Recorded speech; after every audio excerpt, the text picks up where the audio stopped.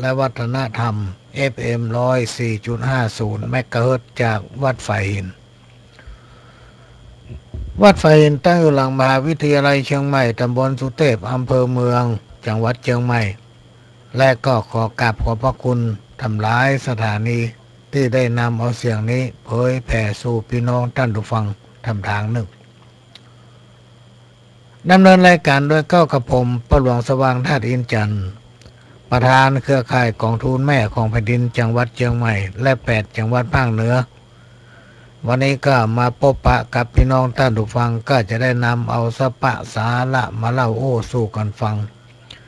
เป็นการเปลี่ยนบรรยากาศหลังจากพี่น้องท่านผู้ฟังได้ฟังธรรมะสาระต่างๆจากพระเถระครูบาอาจารย์จากป้าน้อยป้านานและผู้จัดรายการของสถานีวิทยุวัดไฟหินซึ่งเปิดถ่ายทอดออนไลน์เผยแพร่สารธรรมคำสอน24 ชั่วโมงช่วงนี้ก็มาเปลี่ยนบรรยากาศฟังขโยมเก่าอู้สลับกับเสียงเพลงข้าวห้ำสารธรรมกรรมเก่าสปะร้อยอ่านปันเรื่องเพื่อนำมาฝากเป็นข้อคิดสำหรับพี่น้องท่านผู้ฟังที่สนใจสิ่งไหนที่มีประโยชน์ก็ขอฝากไว้ประดับสติปัญญาสิ่งใดที่ฟังแล้วมันบ่ม่วนอกบ่ม่วนใจก็ต้องขอสุมาภัยตุยสิ่งใดที่สามารถทำให้พี่น้องท่านผู้ฟังรับฟังแล้วสบายอกสบายใจเป็นสิ่งที่สถานีวิทยุวัดไฟหินภาคภูมิใจและก็มีความยินดี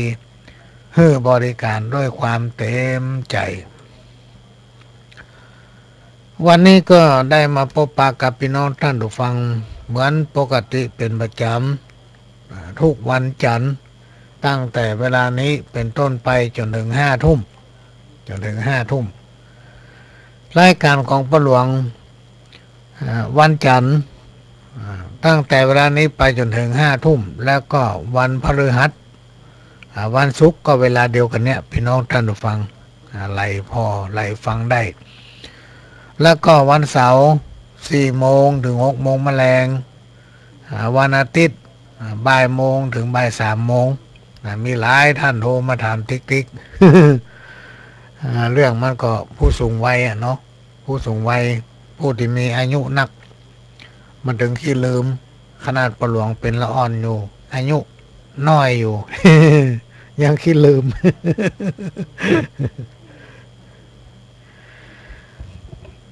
ก็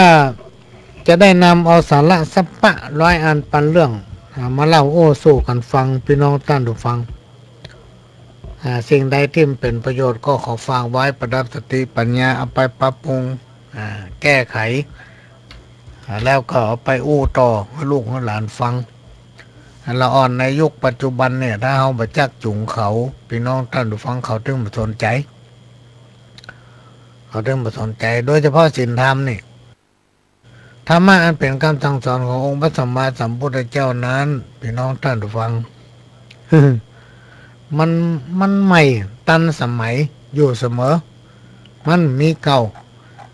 แต่ว่าคนเฮาไม่สนใจมันเองไม่สนใจมันโดยเฉพาะคนรุ่นใหม่ๆเนี่ยเขาทุ่มสนใจกันแล้ว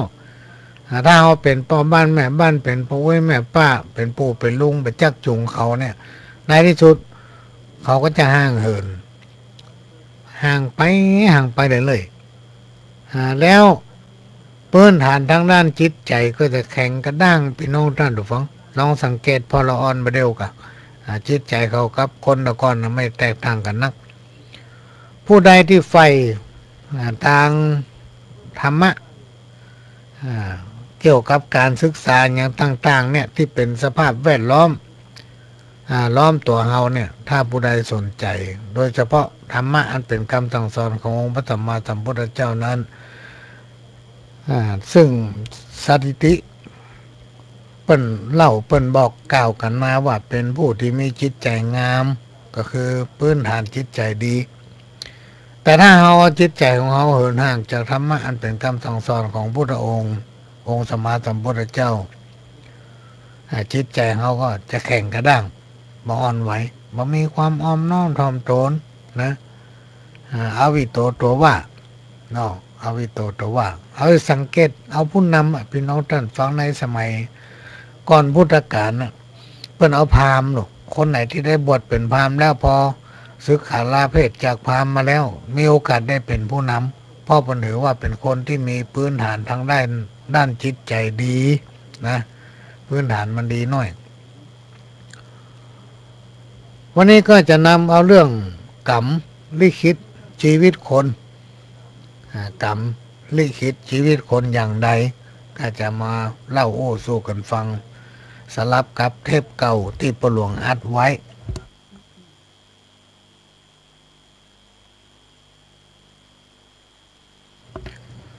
คือบางช่วงบางตอนพี่น้องท่านผู้ฟังก็มีความจำเป็นที่ต้องเอาเทปเก่าที่อัดไว้น่ะมาออกอากาศแทนสลับกันไปถ้าพ่อหลวงเอารายการอื่นมาเปิดออกอากาศสลับแทนกันถึงพ่อหลวงพี่น้องท่านผู้ฟังว่าไหลมาหามันบัดจัดทำละเอาอย่างมาแทนเหี้ยเขาก็บอกว่าเทปเก่านะที่มีเนี่ยจะเอาเปิดแทนไปเก่าจังมันเตอะเนาะฟังแล้วมันสบายใจดีบ่เปิ้นก็ต้องขอสุมาภัยกับพี่น้องท่านผู้ฟังที่ฟังแล้วมันซ้ำไปซ้ำมาแต่ว่าก็ได้ยินอย่างเงี้ยตะวันซึงก็ได้ยินอย่างเงี้ยพ่อท่านไหลมาจับจังหวะมันลักษณะของการฟังพี่น้องท่านผู้ฟังในรายการอย่างรายการของพ่อหลวงนี่เป็นรายการที่เปิ้นฮื้อมาอู้ เปิ้นฮื้อมาอู้แต่ว่าช่วงระยะหลังเนี่ยพี่น้องท่านผู้ฟังมีอาการดังคอเพราะว่าพ่อหลวงไปมีอาการนักล้ำมีอาการดังคอเพราะฉะนั้นก็ต้องขอสุมาไปตัวหมอปัญห้ามเพื่อใจเสียงนักว่ะ แต่มันจำเป็นนะเนาะต้องมาพบปะกับพี่น้องท่านผู้ฟังกับสลับกันไปกับเทปที่อัดไว้ถ้าอื่นมาเปิดพี่น้องท่านผู้ฟังกับเดือดจะฟังกับพ่อหลวงได้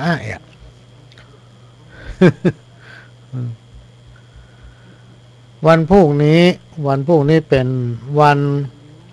อังคารที่29 มกราคม 2562ที่บ้านหมู่ 4 ห้วยทรายตำบลสุเทพอำเภอเมืองจังหวัดเชียงใหม่บ้านของพ่อกำนันบุญทันทาหารก็จะมีพิธีเปิดหมู่บ้านต้นกล้าเนอะพี่น้องท่านผู้ฟังหมู่บ้านต้นกล้ากองทุนแม่ของแผ่นดินในเวลา 9 โมงพ่อหลวงจะไปที่นั่นนะจะไปจ้อยให้ฟัง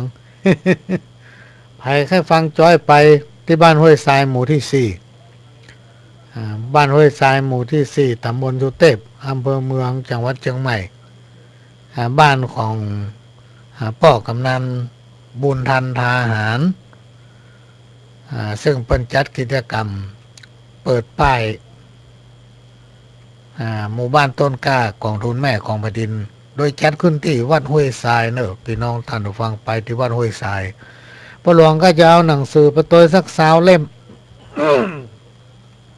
เพราะว่ามันมีจำนวนจำกัดตอนเนี้ยหนังสือมีจำนวนจำกัด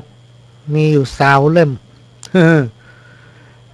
ก็ไปก่อนไปพอรายชื่อตามลำดับเพราะว่ามันต้องมีรายชื่อเข้าร่วมกิจกรรม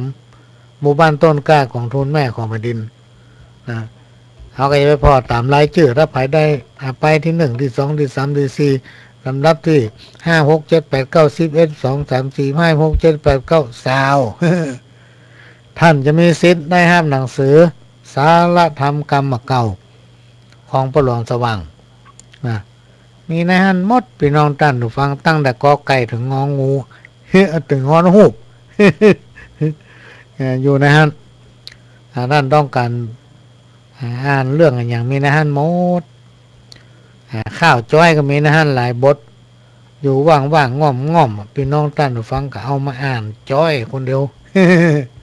แล้วจะไปจ้อยดังก็เดียวไขว่าโอ้เนี่ยนี่ปูนี่เป็นบ้าแล้วไหน วันพวกนี้พ่อหลวงก็จะไปพบปะกับพี่น้อง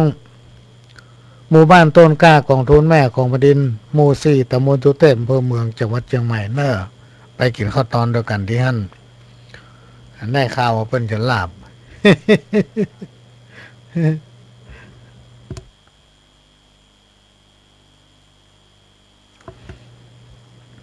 ก็มาว่าถึงกรรมกรรมคือการกระทำที่มีเจตนาหรือจำเพาะเจาะจงที่จะกระทำนะบอกว่าจะเป็นการทำดีทำบดีนะกระทำดีก็คือกรรมดีแล้วกรรมชั่วก็คือการทำชั่วและสิ่งที่ได้รับหรือผลของการกระทำนั้นถ้าเป็นในส่วนดีก็จะเรียกว่าบุญแทนกรรมดีและใช้คำว่ากรรมแทนการกระทำในสิ่งที่บดีก็ได้รับอย่างนั้นถ้าทำดีก็ได้ดีทำบดีก็ได้บดีความหมายง่ายๆกฎแห่งกรรม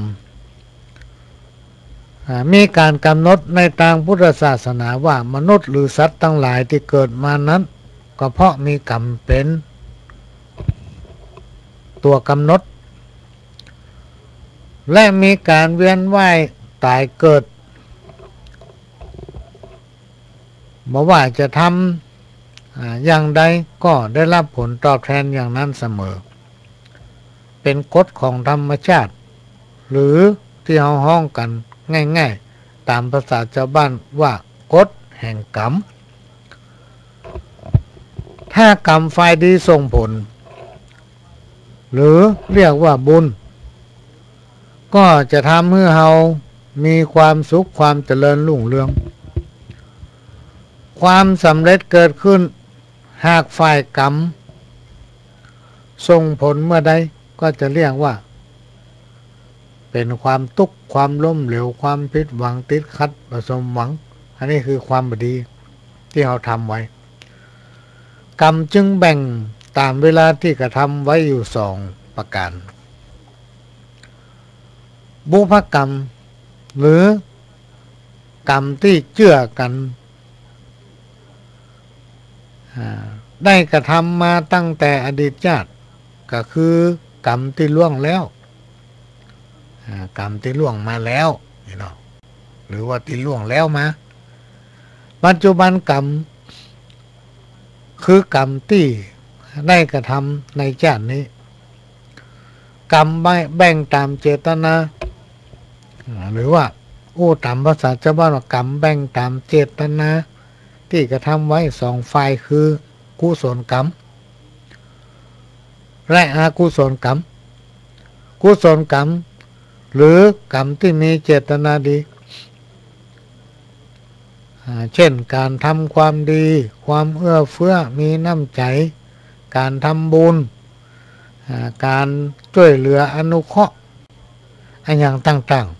ๆเรียกว่ากุศลกรรมอกุศลกรรมหรือที่เป็นเจตนาในทางชั่วร้ายเป็นต้นว่าเป็นคนที่มีจิตใจชั่วร้ายเป็นผู้ฆ่าคนเป็นคนที่ทารุณกรรมฆ่าสรรพสิ่งทำร้ายผู้อื่นโดยเจตนากรรมยังแบ่งแยกตามการกระทำไว้ทำ3ส่วนก็คือกายกรรมวจีกรรมและก็มโนกรรมกายกรรมคือกรรมที่ทำด้วยกายการกระทำต่างๆตึงกุศลและอกุศลตึงมวลได้แก่เว้นจากการฆ่าสัตว์เว้นจากการลักทรัพย์เว้นจากการประพฤติผิดในกรรมวจีกรรมคือกรรมที่กระทำด้วยวาจาเว้นจากการพูดเท็จเว้นจากการพูดสอดเสียดเว้นจากการพูดคำหยาบ มโนกรรมคือกรรมที่ทำด้วยใจมาคิดโลภอยากได้ของคนอื่นบักคิดพยาบาทหรือคิดร้ายต่อไผ่มีความเห็นชอบ การประกอบกรรมบอกว่าด้วยการ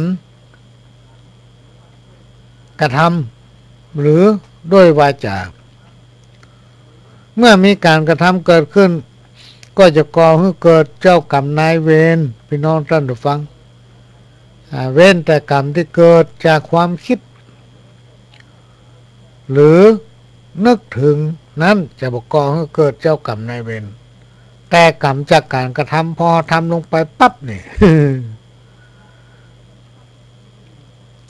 พอทำลงไปก็จะก่อให้เกิดเจ้ากรรมนายเวรเลยกรรมที่เกิดจากเจ้ากรรมนายเวรนั้น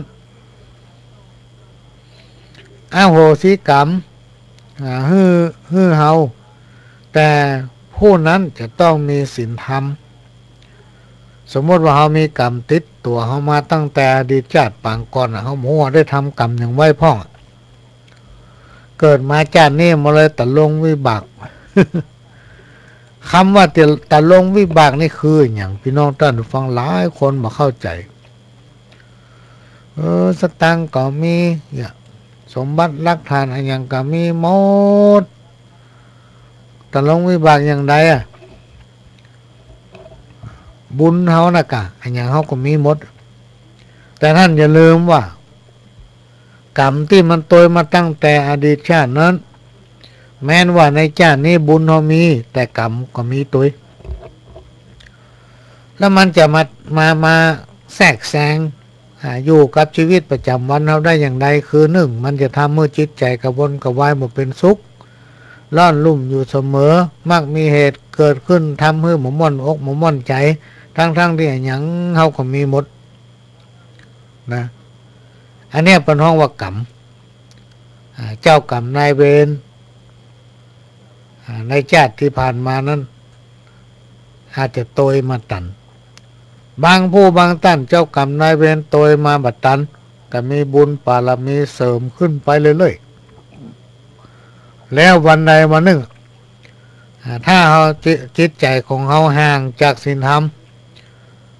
ไม่ได้กระทำความดี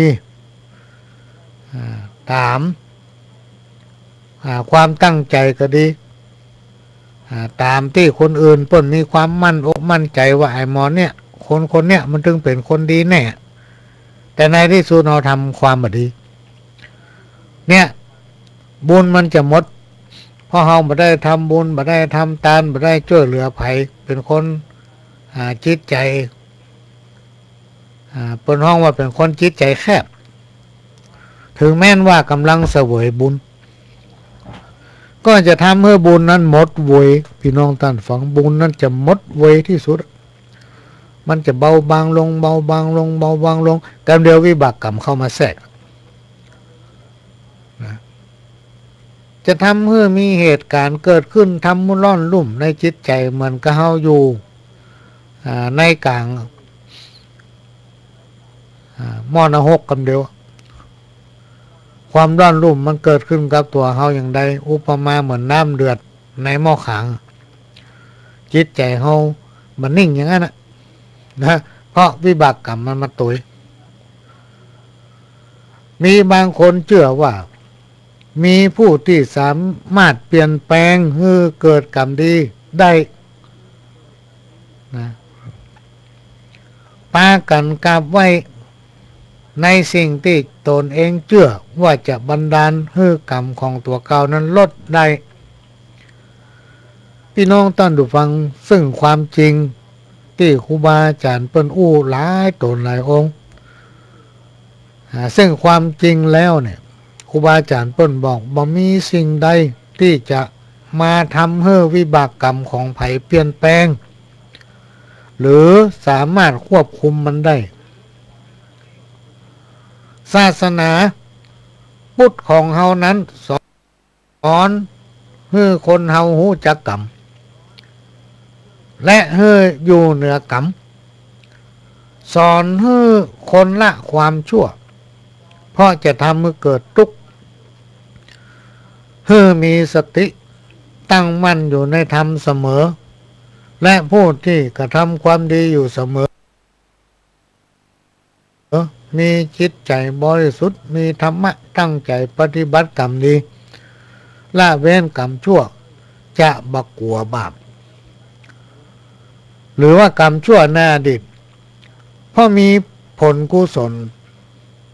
บุญที่เขาสั่งสมที่เขาทำถึงวันเนี่ยพี่น้องท่านผู้ฟังมาช่วยในขณะที่เขาทำบุญหรือว่าเขาอยู่บ้านหรือว่าเขาจะนอนในขณะที่เขาไหว้พระสวดมนต์ก็ควรมีการแผ่เมตตาอยู่เสมอมีการตรวจน้ำถึงเจ้ากรรมนายเวรเพื่อให้วิบากกรรมทั้งหลายที่ติดตามเขามาตั้งแต่ในอดีตชาติซึ่งเขาหูเขาได้ทำอย่างไว้ที่มันจองเวรเขาตั้งแต่ในอดีตชาติก่อนๆมานะมันจะได้เบาบางลงรักษาธรรมะโดยน้อมนำเอาธรรมะอันเป็นคำสั่งสอนขององค์พระสัมมาสัมพุทธเจ้านั้นมาไว้กับจิตกับใจพยายามทำให้จิตใจของตัวเก่าบริสุทธิ์อยู่เสมอถ้าผู้ใดมีจิตใจที่บริสุทธิ์พี่น้องท่านผู้ฟังบุญบารมีมันเกิดท่านลองสังเกตพอบุญบารมีมันเกิดขึ้นได้อย่างไรลองพอหน้าคนของหูละบัดถ้าไปพออย่างอื่นอะคนไหนที่บุญบารมีเมื่อชาติก่อนก็ดีชาตินี้ก็ดีมันมาบังเกิดขึ้นกับตนกับตัวเขาพ่อเถอะหน้าตามันจุ้มได้อู้โตยก็ม่อนอกม่อนใจได้หันหน้าหันตาก็ม่อนอกม่อนใจเพราะว่าคนคนนั้นจิตใจเปิ้นบริสุทธิ์ถ้าเราจะห้องอย่างในสมัยพุทธกาลเปิ้นห้องว่ามีดวงตาที่หันธรรม มันทำมืออกุศลตึงหมดตึงมวลพี่น้องท่านผู้ฟังบางอาจที่จะทำอย่างคนคนนั้นได้เนี่ยนำมาฝากในวันนี้ศาสนาพุทธของเขานั้นสอนให้คนเขาเชื่อในเรื่องกฎแห่งกรรมหรือว่ากฎของกรรมก็เพื่อให้คนเขาตั้งหลายปฏิบัติดีและสร้างกุศลกรรมหมายถึงทำแต่ในสิ่งที่ดีๆโดยมีความเชื่อว่าในภพหน้าหรือในชาติหน้าหรือว่าในชาติเนี้ยอนาคตวันตั้งหน้าเนี้ยที่เขายังมีชีวิตอยู่ยังคนเนี่ยจะได้พบปะแต่สิ่งดีๆสิ่งบดีมันจะพ่ายวินาศสิบหายไปเองพี่น้องท่านผู้ฟังเอาความดีเขาสู้กับมันสิ่งใดที่เปิ้นบอกว่าบดีฮือเว้นอย่าไปเงี้ยบาปกรรมนั้นมันจั่งมาซ้ำ และมันบ่เว้นไปสักคนถ้าถึงเวลาที่มันจะมาเวลาเกณฑ์ชะตาคนเฮามันดีเนี่ยมันก็ดีมันปรากฏแต่เวลาวันใดวันหนึ่งถ้าเกณฑ์ชะตาเฮาตกอยู่ดีๆระวังเตอะพี่น้องท่านผู้ฟังข้อกรรมหรือวิบากกรรมนั้นมันจั่งมาตันที่เราได้ยินกันบ่อยๆพี่น้องท่านผู้ฟังเวลาเราไปในงานศพหรือว่าไปส่งสักการต้านคาบไปเผาผีอู้ตามภาษาเจ้าบ้านที่ไปเหี้ยว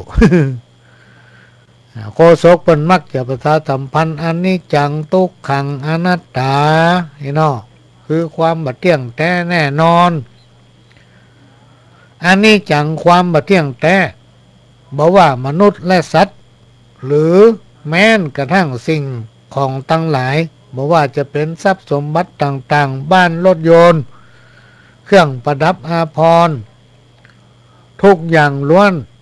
มีการเปลี่ยนแปลงช้าเร็วอยู่ที่ผลของการกระทำของคนคนนั้น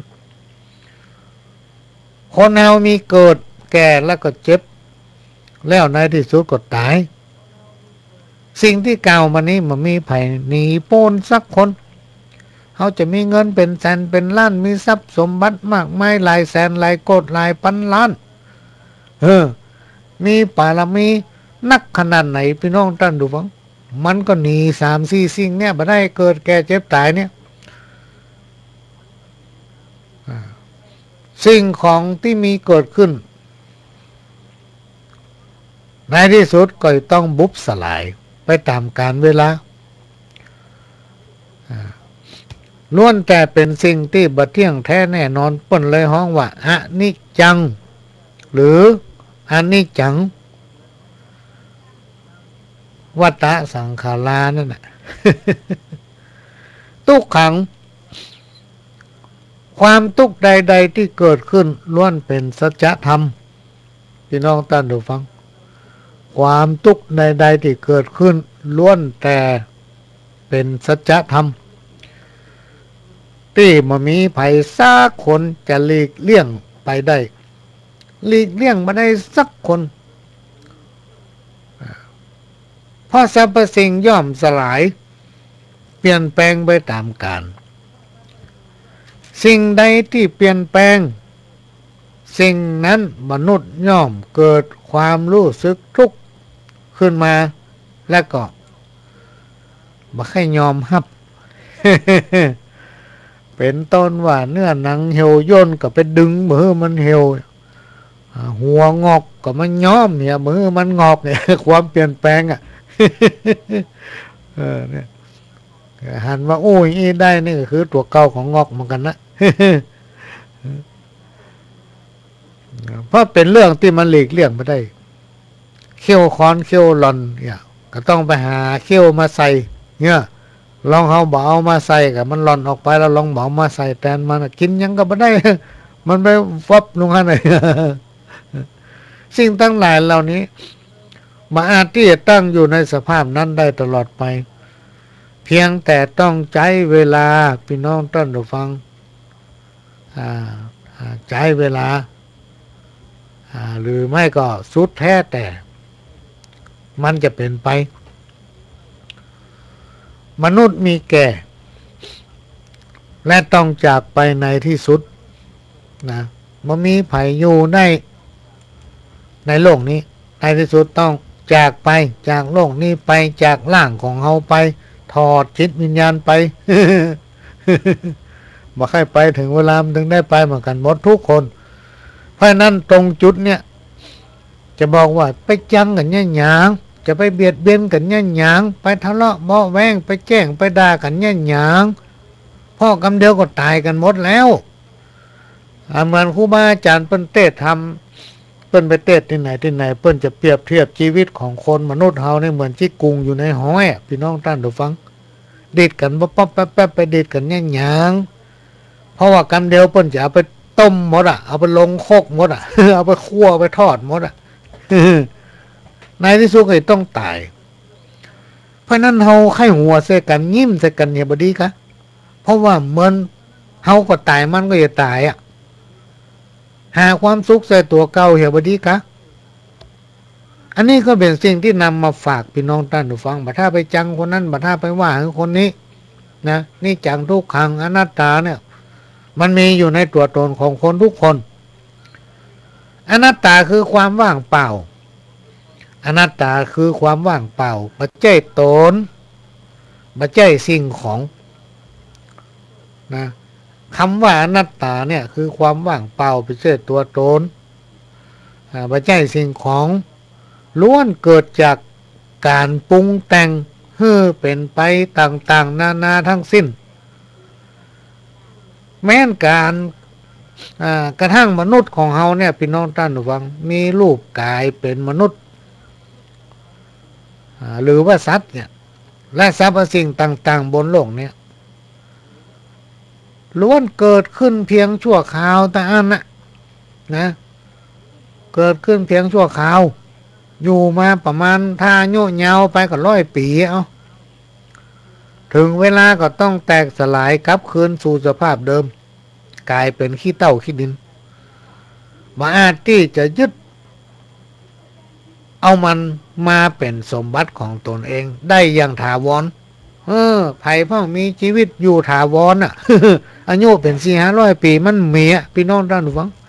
100 ปีเกือบบ่ถึงแล้ว90นี่ยังมีไปน้อยล่ะในยุคปัจจุบันเนี่ย30-40 ปี โลคาพญาตมาใกล้ล่ะมาห้องหาล่ะหัวเข้าเริ่มคอนโคคะโคคะมันมีอย่างมาอยู่ตัวเฮาได้ตึงวันเนี่ยพี่น้องท่านผู้ฟังเฮาอยู่กับผีเฮาอยู่กับผีมีหลายคนบ่เข้าใจในจุดนี้ไปที่ไหนก็กลัวผีไปที่หั่นก็ผีตักไปที่นี่ก็ผีห้อง ก็เดี๋ยวก็เสียงไก่ก็เดี๋ยวก็เสียงหมูก็ย้อนผีตักแต่จริงแล้วเฮากำลังอยู่กับผีเฮากำลังอยู่กับร่างของผีวันใดวันหนึ่งถ้าจิตวิญญาณเราถอดจากร่างนี้ไปนั่นก็คือผีอ่ะพี่น้องท่านผู้ฟัง วิบากกรรมจากอดีตชาติการที่เฮาได้เกิดมาเป็นมนุษย์นั้นแสนยากตามที่องค์พระสัมมาสัมพุทธเจ้าพระศาสดาของเฮาเจ้าพุทธได้กล่าวไว้เปิ้นอู้และได้จารึกไว้ในหนังสือพระไตรปิฎกเนี่ยกล่าวขานเล่าสืบตามกันมาเปิ้นกล่าวไว้ว่าชาวพุทธทั้งหลายอุบาสกอุบาสิกาทั้งหลายที่มีความเป็นคนมีความเป็นมนุษย์มีจิตใจกินได้ดังสัตว์ควรที่จะมันสร้างความดีเพื่อเป็นปารมีสั่งสมนะ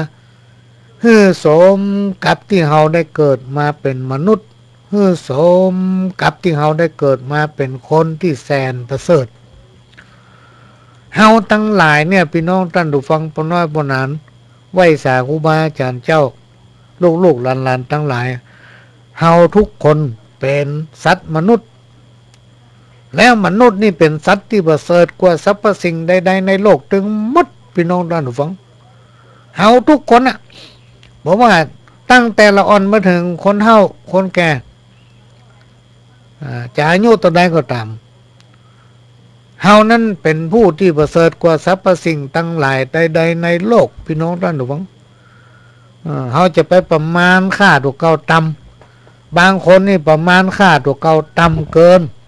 บ่คิดว่าตัวเองนั้นประเสริฐกว่าสรรพสิ่งทั้งหลายทั้งมวลนะแม้แต่ผีสาง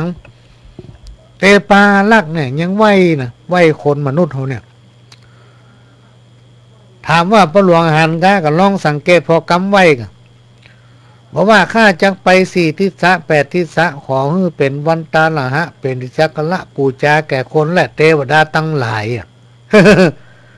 แม้แต่เทวดายังสักการะปูจาไหว้สาเฮานะพี่น้องท่านผู้ฟังเพราะฉะนั้นเราจะไปลืมตัวเก่า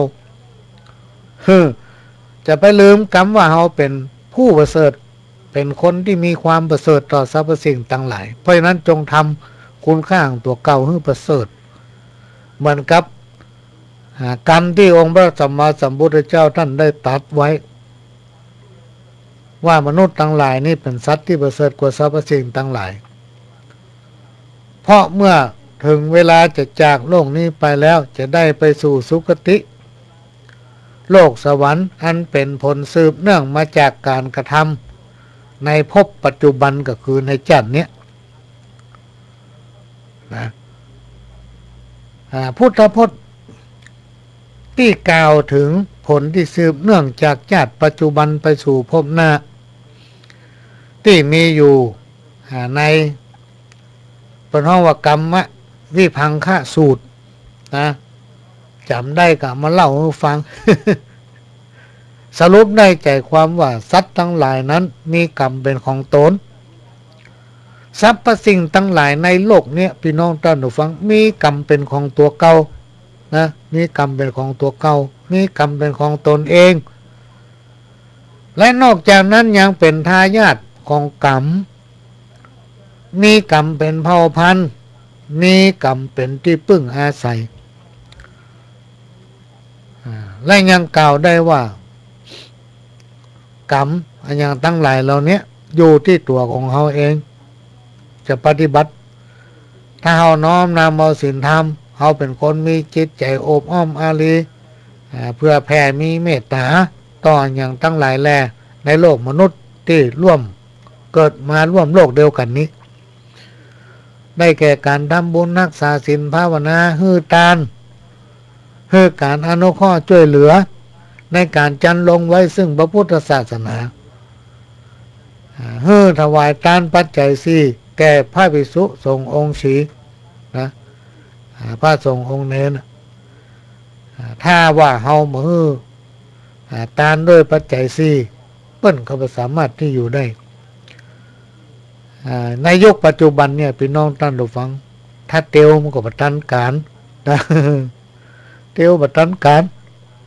ถ้ามีสตางค์บัตันกินนำแล้วนะในยุคสังคมปัจจุบันเนี่ยลองคิดตามความเป็นจริงเพราะฉะนั้นผู้ที่จะแก้กรรมหรือว่ากรรมที่เกิดมากับตัวเฮาจะเบาบางลงได้เฮาจะต้องมีการให้การอนุเคราะห์สงเคราะห์ด้วยแก่การทำบุญสุนทานด้วยแก่การช่วยเหลือเพื่อนมนุษย์ด้วยกันช่วยเหลือเงินเหลือทองไปได้ก็ช่วยในความคิดช่วยด้วยปัญญานะช่วยให้คำปรึกษาอย่างนี้ก็ได้บุญสตรีหรือบุรุษผู้มักทำปาณาติบาตมักเป็นคนโหดเหี้ยมหรือว่าคนเหี้ยมโหดมกมุ่นอยู่ในการประหัตประหารไร้ซึ่งความเมตตากรุณาด้วยกรรมนั้นซึ่งถือปฏิบัติพังพร้อมถึงที่แล้วตายไปย่อมเข้าถึงอบายทุกขวิติวินิบาตนรกหรือหากมาสู่ความเป็นมนุษย์ก็จะเกิดที่ใดที่หนึ่งและเป็นคนที่มีอายุสั้นหรือเป็นผู้ที่มีสุขภาพบดีสตรีหรือบุรุษหรือว่าอู้ง่ายๆภาษาชาวบ้านคนผู้ใดเป็นผู้ละเว้นปาณาติบาตมีเมตตาการุณมักเกื้อกูลแก่สรรพสัตว์ทั้งหลายด้วยกรรมนั้นถือว่าการปฏิบัติพังพร้อมตายแล้วไปสู่สุคติโลกสวรรค์หรือหากมาสู่ความเป็นมนุษย์เกิดมาเป็นมนุษย์เกิดมาเป็นคนจะเกิดที่ใดก็ตามภายหลังจะอายุยืนจะเป็นผู้ที่มีอายุยืนมีสุขภาพแข็งแรงสมบูรณ์ดังนี้เป็นต้นจะหันได้ว่าความเชื่อเรื่องชาติภพเรื่องกรรมเป็นสิ่งที่ปรากฏมาตั้งแต่สมัยพุทธกาลสืบมาจนถึงวันนี้ก็เพราะมีหลักฐานเกื้อหนุนให้เชื่อได้ว่าเป็นดังที่องค์พระสัมมาสัมพุทธเจ้าท่านได้ตรัสไว้หากแต่ว่าจะเน้นนักเรื่องการประกอบกรรมดีนึกถึงกรรมของการกระทำในปัจจุบันกรรมที่เขาได้กระทำในปัจจุบันเนี่ยถ้ามันมาเกิดมาตันในภพเนี่ยในภพหน้าเนี่ยพี่น้องท่านฟังนี่มันถึงบ่พ้นองค์พระสัมมาสัมพุทธเจ้าท่านตรัสสอนคือคนเรามีสติอยู่กับปัจจุบันบ่มกมุ่นเรื่องในอดีตที่ผ่านมาแล้วแต่พุทธศาสนาสอนคือเชื่อว่าอดีตชาติมีอยู่จริงเพื่อให้เฮาประกอบกุศลกรรมเชื่อเรื่องกฎแห่งกรรมมนุษย์เฮาล้วนแต่เกิดมาหลายภพหลายชาติมีเจ้ากรรมนายเวรวิบากกรรมของชาติอื่นๆตามมาตั้งแต่วินาทีแรกที่เฮาเกิดจากท้องแม่มาบุญและบาปที่ทำไว้นักหนาบาปั้นในอดีตชาติ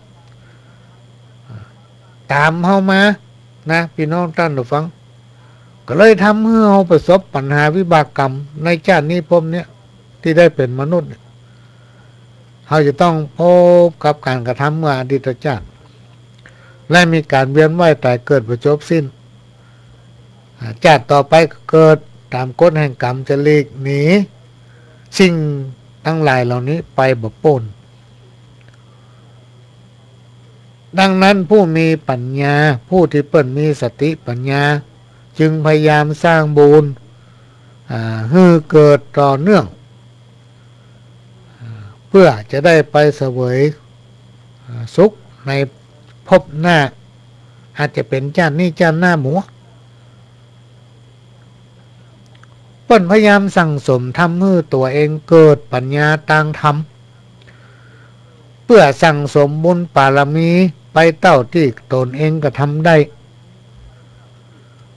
บ่ก่อกรรมก็ทำเวรสิ่งไหนที่มันบดีถ้าเอาว่าไปแล้วเปิ้นจะคุณข้องมองใจขนาดว่าเปิ้นว่าเฮายังหมองม่วนใจถ้าเฮาไปว่าเฮาเปิ้นก็หมองม่วนใจอย่างเฮานะเนาะให้ดีทีห่างก็อภัยกันเหียเพราะเหมือนมันกับเฮาก็อู้ไปหลายเตื้อว่ามันนึงตายเหมือนกันนะ จะไปโคตรไปจังกันเนี่ยอย่างหาทางลดวิบากกรรมคือการกระทำบุญทุกอย่างพี่น้องท่านผู้ฟังที่เขาตั้งใจทำมีผลบุญที่ทำได้เพราะเราตั้งใจทำอันนี้เป็นสิ่งที่นำมาอู้ฝากในวันนี้พี่น้องท่านผู้ฟังกำเดียวประหลวงจะเอาเรื่องการสุมาแก้วทั้งสามมาอู้ฟังเพราะว่ามันมีคนโทรมาถามขอประหลวงอู้เรื่องการสุมาแก้วทั้งสามฮือฟังกำเตอะหรอรอฟังอยู่ก็ได้จำอู้ฟังเนอะก็ได้ขอย่างสักกำก่อนประเดี๋ยวนี้ได้เมื่อกี้นี่เข้ารายการ8 โมง 2 ทุ่มเกิงเนาะ8 โมงเกิงตอนนี้9 โมง 10ได้40 นาทีละก็เดี๋ยวประหลวงจะขอย่างสักแป๊บหนึ่งพี่น้องท่านผู้ฟังก็จะเอาเทปที่อัดไว้มาเปิดให้ฟังก็เดี๋ยวก็มาปะกันใหม่ต้องรำคาญเนอะเพราะว่าหมอเป็นย่างอู้เป็นช่วง อยู่ในช่วงยังบำบัดอยู่ตอนนี้นะฟังรายการเก่าสักแป๊บหนึ่งเดี๋ยวมาปะกันใหม่เจิญครับบุญญาปาละพระปอปิตามีเต้าได้จากฟังเนอลูกเก่าบุญกันล้นเรือเนื้อหัวตังเก้าเป็นสัตว์บังเงาลมพักต้นโพสไลกิ่งใบมีนักนกหนูย่อมเข้าไปนอนกุลปอ21กุลแม่12ปีตามันดอนเป็นพระผู้สร้างทะเลคุณเขายกเอามาจังสุดจะประมาณอ่านคิดป้อยอมมอบกายถวายชีวิตอยู่กับแม่เจ้ามารดามีภรรยาลักบุตรีบุตาต่อไปนี้นะพ่อจักขอสู้ภาระตั้งหลายพ่อจะกอบกู้จำเป็นแลดูสะปะการอยู่การกินนี่สินฐานะตั้งแต่สร้างบ้านจันก่อนลาบเด็กลูกเจ้าที่เขาหอมของ เหือปอไหลน้องบ่มีวางเอือน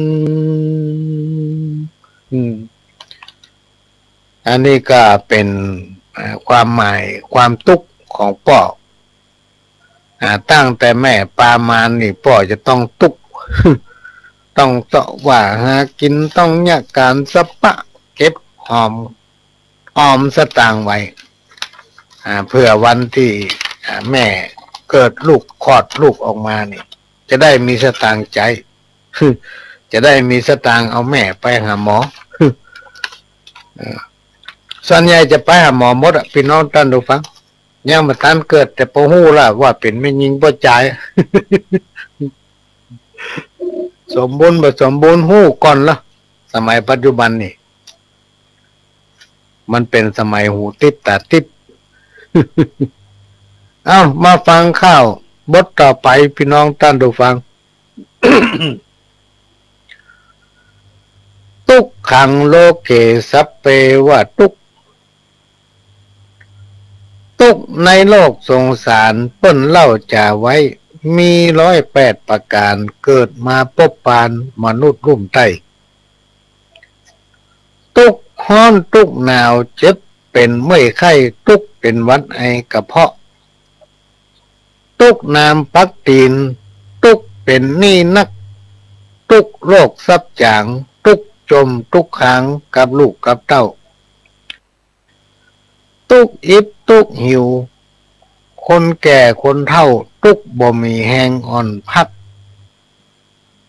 ทุกของหนุ่มสาวทุกเรื่องความฮักอกฮักบ่ได้วิวาพ่อไม้แม่ห้างทุกอยู่เอกาทุกของเจ้านาขายเข้าบ่ได้ทุกเสาะหากินเลี้ยงต้องปากไส้ทุกขายลำใหญ่ยากล้ำทุกเข้าแห้งตายฝ่ายบ่มีน้ำทุกเมื่อเข้าถ้ำดับไฟทุกกินข้าวแกนทุกแน่นหัวใจทุกเมื่อยกใสบ่มีป่าเข้าทุกบ่มีไผมาญะกินนึ่งเข้าตักน้ำทุกมีลูกนักทุกมีหลานหลายละวุ่นละวายสัมปีสัมปอกทุกของทหารไล่จับม่านห่อที่ลุกลามเขตค้ายตำรวจสำเร็จทุกจับผู้ร้ายทุกบ่าวบ่าฮักทุกสาวบ่าหุมทุกถูกเปิ้นลุมบุบตีเข็นฆ่าทุกที่เป็นลุงบ่มีแม่ป้าทุกไล่วงศาเอาพี่น้องทุกบ่ได้แต่งได้ย่องควงงามทุกจีบนักร้องทุกกิ๊กมาตามทุกน้องเมียบังงามทุกยามกินข้าวทุกมีผัวขี้เหล้าทุกลูกทุกผัวมัวเมาเล่นพายทุกเขาบ่ใช้เงินยืมทุกมีเกลือ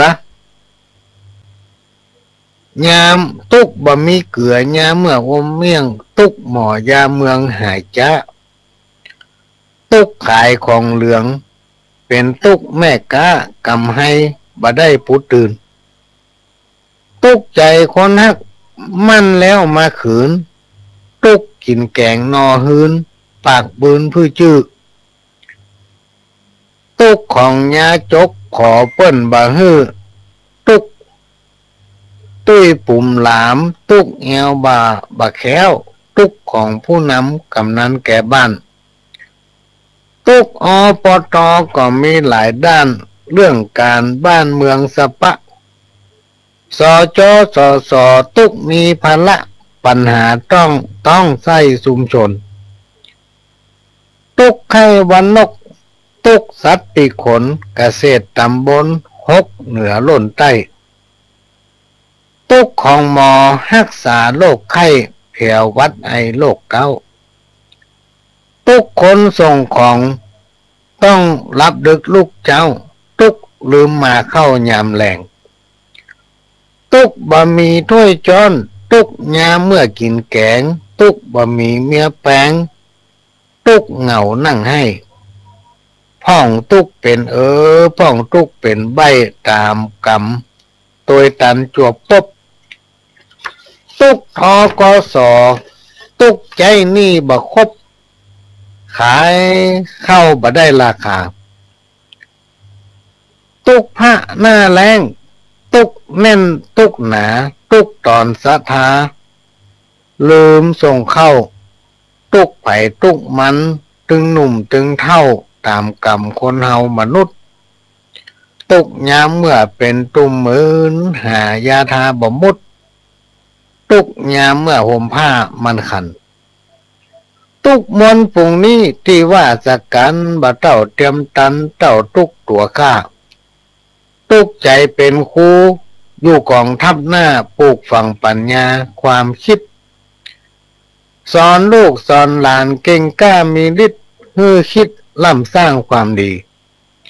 ฮักพี่ฮักน้อง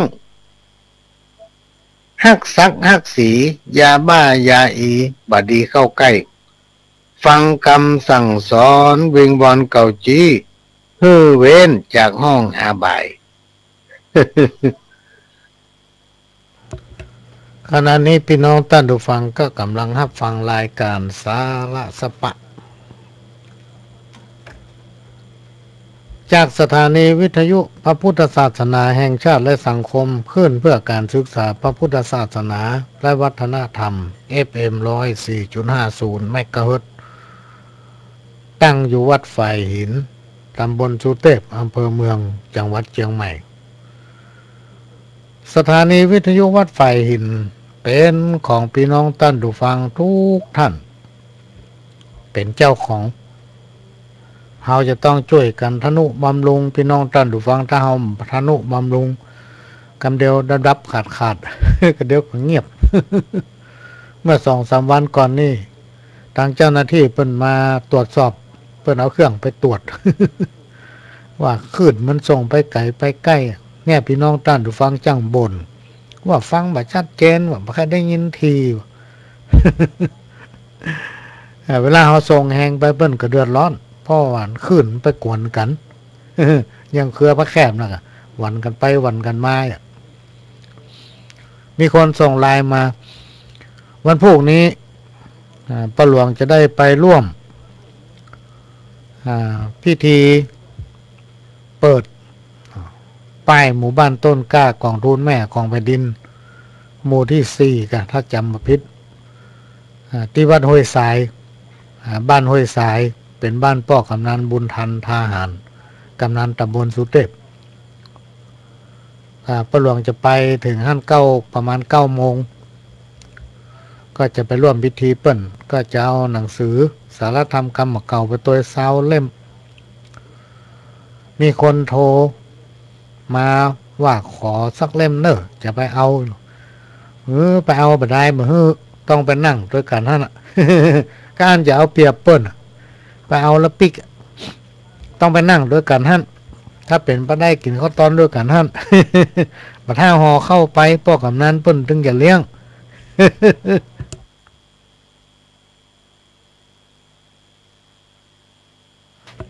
ได้ข่าวว่าวันนี้ไปซ่อปีละ จะแกงปีว่ะใส่จะข้านตัวเนาะแกงปีเนี่ยถ้าใส่จะข้านแกเนี่ยอร่อยตะกี้ติดค้างไว้การสุมาขันแก้วตั้ง3เมื่อมีคนป่วยอยู่ที่บ้านญาติพี่น้องลูกเต้าเหล่าหลานหรือว่าเจ้าบ้านข้างเคียงก็จะพากันมาเยี่ยมคอยเฝ้าให้กำลังใจนะหายุกหายาแนะนำหงยาหันดีหมอหันดีบ่ทอดทิ้งกันนะให้กำลังใจซึ่งกันและกันสมัยตะก่อนนี้เพิ่นจะเฝ้าคนป่วยขึ้นหุ่งพี่น้องท่านฟังป้าหลวงเป็นละอ่อนจำได้นะถ้าใครเจ็บเป็นตั้งเหนือตั้งใต้นี่ป้าน้อยบ้านป้าหลวงนี่มีป้าน้อยแดงเนาะป้าน้อยแดงเปิ้นก็จะไปขอป้าน้อยแดงเนี่ย ป้าน้อยแดงก็สปายถุงไปละในถุงป้าน้อยท่านจะมียาหลายอย่างเนอะยาฝนนะ ยาฝนแก้กินพิษยาแก้กัดยาเย็นเนาะ นอกจากนั้นก็มีข้าวเจ้าเนาะบางทีก็มีเหล้าไปตัวใส่ถุงไปตัวหูเรื่องอมเหล้าผูพวะ นะกับได้ตั้งขันให้เปิ้นสตางค์ในขันตั้งก็32 บาทหรือ36 บาทนะเตี้ยวไปเป็นเดือน คนตะกอนน่ะพี่น้องท่านฟังพระหลวงเป็นละอ่อนเนี่ยพระหลวงชอบเวลาไผเจ็บไผเป็นในพระหลวงจะชอบไปที่เฮาไปอย่างเฮาไปพอเปิ้นว่าเปิ้นย่างใดเปิ้นเป็นอยู่ใดเป็นนักเป็นน้อยมีไผไปแอวพ่องเปิ้นก็โอ้กันเรื่องเชื่อมาเก่าพ่องคนตะกอนนี่เปิ้นม่วนพี่น้องท่านฟังเปิ้นบอกว่าอย่างคือกันอย่างดีก็จะเรื่องเชื่อมาเก่าพ่องเอากำที่ตลกเอากำเหนือกำใต้ที่มันฟังแล้วใครหัวกันเนี่ยถ้าหน้าหนาวก็หิงไฟด้วยกันเฝ้าคนบัญญัติไปด้วยสำหรับป้าน้อยแดงนี่เพื่อให้ฝนยาไปถึงปตึ้มขึ้นอย่างละเอาถุงยาแก้มาละ ยาแก้108 จำพวกพ่องยาทุขางพ่องเนี่ยเอามาฝนแล้วก็มนเข้าใส่ อมพุทโธธัมโมสังโฆอมพุทโธธัมโมสังโฆพวกเนาะจับใส่บางคนก็หายไปมีอันสปะม่วนคนสมัยก่อนหมอไหนดียาไหนดีไปแนะนำกันสมัยประเดี๋ยวก็เหมือนตะกอนนั่นเหมือนกันแต่ว่าโอกาสที่ไปเอวหากันยังคนตะกอนนั่นหมีละใครมีเวลาหมีเพราะเวลามันวยปีเดือนวันในยุคปัจจุบันนี่หู้ซื้อว่ามันวยนะพี่น้องท่านฟังคำเดียวก็ค่ำคำเดียวก็แจ้งคำเดียวก็ค่ำคำเดียวก็แจ้งทั้งที่มัน24 ชั่วโมงเหมือนกันที่ตะกอนนี่เมินแตะเมินว่า แจ้งมาได้ไปโรงเรียนละอยู่โรงเรียนบกก่ายเมื่อใดมันจะเลิกเนี่ยเลิกสักเตื่อ คนที่ไปเฝ้าคนไข้ในยุคปัจจุบันเนี่ยพี่น้องท่านฟังถ้าไผ่ไปนอนโรงยานี่นะลาประหลวงนี่ถ้าไปนอนโรงยาประหลวงเพื่อไปหู้ลักไปคนเดียวเพื่อเขาหู้เขาออกมาแล้ว เขาไปอยากให้ไผ่ไปเยี่ยมเพราะเขาถือว่าเขาไปพักเวลาที่เขาจะพัก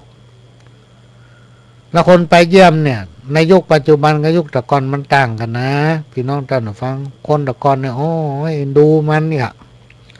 พ่องก่อไฟมัดมือไปตัวลูกไปมัดมือขมงยาเพิ่นก็อยู่ทุกสบายคือปันหอมปันหายข้อปีข้อเดือน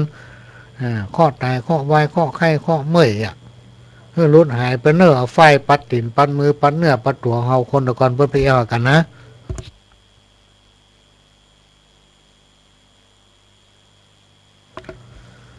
แล้วคนบาเดียวกับคนตะกอนมันแจ้เหมือนกันคนบาเดียวเนี่ยไปเอี่ยวกันไปพ่อลูก ปิกมาบ้านเอาล่ะ กูไปหันแล้วถ้าจะบ่ไหวเฮ้ย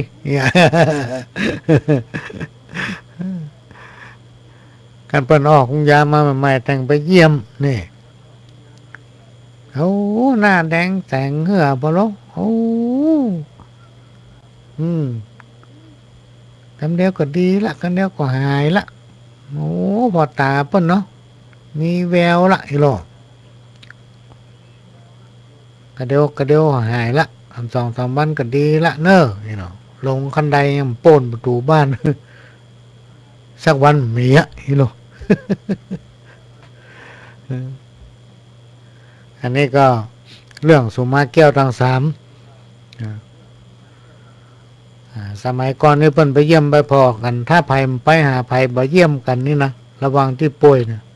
ถือว่าเป็นคนใจแคบก็จะได้รับกรรมตำหนิจากเจ้าบ้านเพื่อไล่จะบ่มีภัยคบหาสมาคมเพราะมันไปหาภัยสมัยพระหลวงศึกออกวัดมาใหม่ๆนี่ปู่ป้าลุงอาเปิ้นจะสอนว่าไผเจ็บไผเป็นอย่างบ้านใต้บ้านเหนือเขาไปเอวไปแหวงหาเปิ้นเนอเปิ้นมีการมีงานก็คือไปช่วยเปิ้นเฮามีเงินก็เอาบาเอาแห้งเฮาไปเนาะ ระหว่างที่ผู้ป่วยหนักคนป่วยมีอาการทุกข์ทรมานหายก็ไม่หาย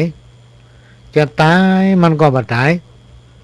ลูกหลานก็จะไปนิมนต์พระมาเทศน์ธรรมลูกพี่น้องท่านผู้ฟังในสมัยก่อนนะสมัยนี้ก็ยังมีอยู่ก็จะทำมหาวิบากไปเทศน์ให้ฟังทำมหาวิบากคือคัมภีร์ที่กล่าวถึงวิบากกรรมของเศรษฐีผู้หนึ่งคือคนป่วยฟังโดยเชื่อกันว่าหากคนป่วยโปนวิบากกรรมก็จะหายจากโรคร้ายนั้นถ้าเป็นวิบากกรรมก็จะโปนจากวิบากนั้นและถ้ามันถึงที่ตายก็จะสิ้นใจตายจิตวิญญาณจะถอดออกจากร่างของคนคนนั้นไปด้วยจิตใจอันสงบบัทุกข์ทรมานทำต่อไปอันเนี้ยคือผลที่นำเอาทำมหาวิบากไปเทศน์ให้คนใกล้จะตายฟังแถมประการหนึ่งการได้ฟังเทศน์ถือว่าเป็นการเตือนสติผู้ป่วยให้ลำลึกถึงศีลธรรมระลึกถึงพระพุทธระลึกถึงพระธรรมระลึกถึงพระสงฆ์เป็นสรณะในบั้นปลายของชีวิตและสิ้นใจพร้อมกันในเวลานั้น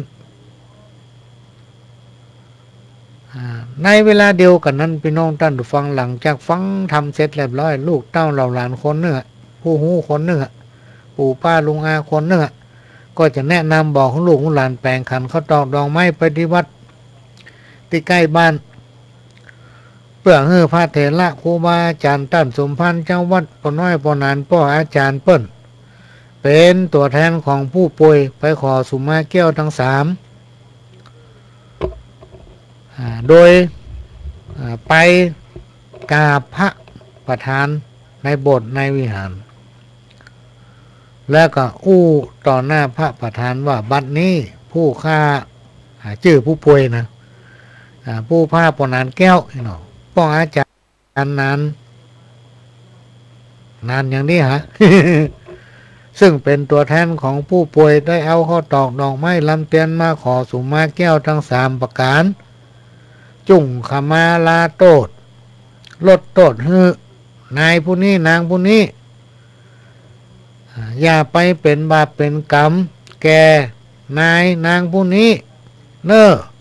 กายะกัมมังวจีกัมมังมโนกัมมังสัพพังโตสังขมันตุโนคุณค่าของการสุมาแก้วทั้งสามนี้เป็นเครื่องจี้ฮือหันว่าคนป่วยผู้นี้มีศรัทธามั่นคงในพระพุทธศาสนานับถือพระรัตนตรัยคำถามจากคนฟัง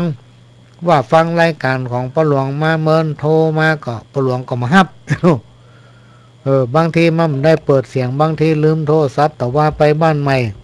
เจ้าของบ้านใหม่เพิ่นบอกว่าโอ้เบอร์เดียวมาเจ้าโทรอย่างใดก็บ่ติดมันไปติดจะได้เฮาลืมเปิดโทรศัพท์ จดหมายฉบับนี้บอกว่าพระหลวงจัดรายการได้ดีขนาดฟังแล้วม่อนอกม่อนใจสบายใจกินได้นอนหลับขอให้พระหลวงจัดรายการไปเมินพี่น้องคณะว่า จะจัดไปจนตายนะพี่น้องท่านหรือฟังถ้าตายมาได้ก็ไม่ได้จัดมันตายไปแล้วโลก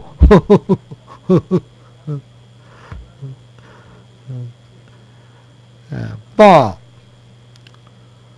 เป็นข้าราชการบำนาญแม่ก็เป็นข้าราชการบำนาญข้าเจ้ากล้าขายทุกวันนี้อยู่บ้านใกล้สุสานอยากจะขอถามว่าสุสานนั้นมีหลายชื่อบางพ่องเปิ้นก็ห้องปะจ้าบางพ่องเปิ้นก็ห้องปะเหี้ยว บางใต้ก็ห้องสุสานนี่มันกรรมเดียวกันนะพี่น้องท่านดูฟังต้องปฏิบัติอย่างใดการที่อยู่ใกล้สุสานเนี่ยต้องปฏิบัติอย่างใดขอแนะนำตัวอยู่ใกล้สุสานเนี่ยพี่น้องท่านผู้ฟังในปัจจุบันเนี่ยส่วนใหญ่สุสานถ้าไปใจรอบนอกชนบทเนี่ยถ้าในเมืองที่บ้านที่เต็มนี่เนี่ยชุมชนหนาแน่นเนี่ยเพิ่นจะแปลงเมนเพื่อป้องกันมือควนหรือว่าเศษอย่างเนี่ยปิวเข้าบ้านเข้าจองเมื่อเผาในเมนควันมันก็จะขึ้นทางบนฟ้าบุญมีหลายผู้หลายท่านมายอมปฏิบัติตามเปิ้นว่าถ้าเอาไปเผาเมนโหก็อีป้อยแม่จิตวิญญาณคนตายจะได้อยู่ห่มอยู่เงาว่ะไอ้โลอันนี้เป็นความคิดพี่น้องท่านดูฟังที่จริงไผ่หมูสักคนว่าตายแล้วไปไหนเนี่ยมีหลายคนถามมาว่าตายแล้วไปไหนพ่อหลวงก็บ้านกีดก็เอาไปไว้วัดกะเนาะลูกจากวัดเราก็เอาไปเหี่ยวเนาะไผ่หมูเพราะนั้นสิ่งทั้งหลายเหล่านี้มันเป็นปุคลาธิฐานพี่น้องท่านดูฟังเป็นสิ่งที่เขายึดติดนะที่จริงตายแล้วเนี่ยจิตวิญญาณมันล่องลอยไปมันไปอยู่ที่ไหนก็ได้มันหมูหรอกว่านี่คือที่ฝนตกนี่คือที่แดดออกนี่คืออย่างนี้หมูหรอกเพราะมันล่องลอยไปเลยมันเป็นความว่างเปล่าที่เอาหั่นเอาไปเผานั้นล่างอันนั้นคือล่างเหมือนกับขอนไม้แห้งมันบะเกียวว่าจะได้อยู่ห่มอยู่เงาอยู่บ้านอยู่จองว่างกันไปเลยนะแล้วถามว่าถ้าพระหลวงเคยตายกับเคยตายแต่คนที่บนตายแล้วเพื่อมาอู้ฟังคนที่ตายแล้วฟื้นและในหนังสือจากคำอู้ของครูบาอาจารย์ผู้ที่เปิ้นมีความรู้มีประสบการณ์มาจากเถระครูบาอาจารย์หลายๆตนหลายๆองค์ที่เปิ้นเป็นพระปฏิบัติเปิ้นก็บอกว่าเวลาร่างของเฮาเนี่ยจิตมันแตกสลายก็คือตายไปเนี่ยมันจะเป็นดวงเดียวลอยไปเลยทำดีมันก็ไปที่ดีทำบดีมันก็ไปที่บดีนะเพราะฉะนั้นไผ่ถ้ากวดไปในที่บดีก็พยายามทำความดีไว้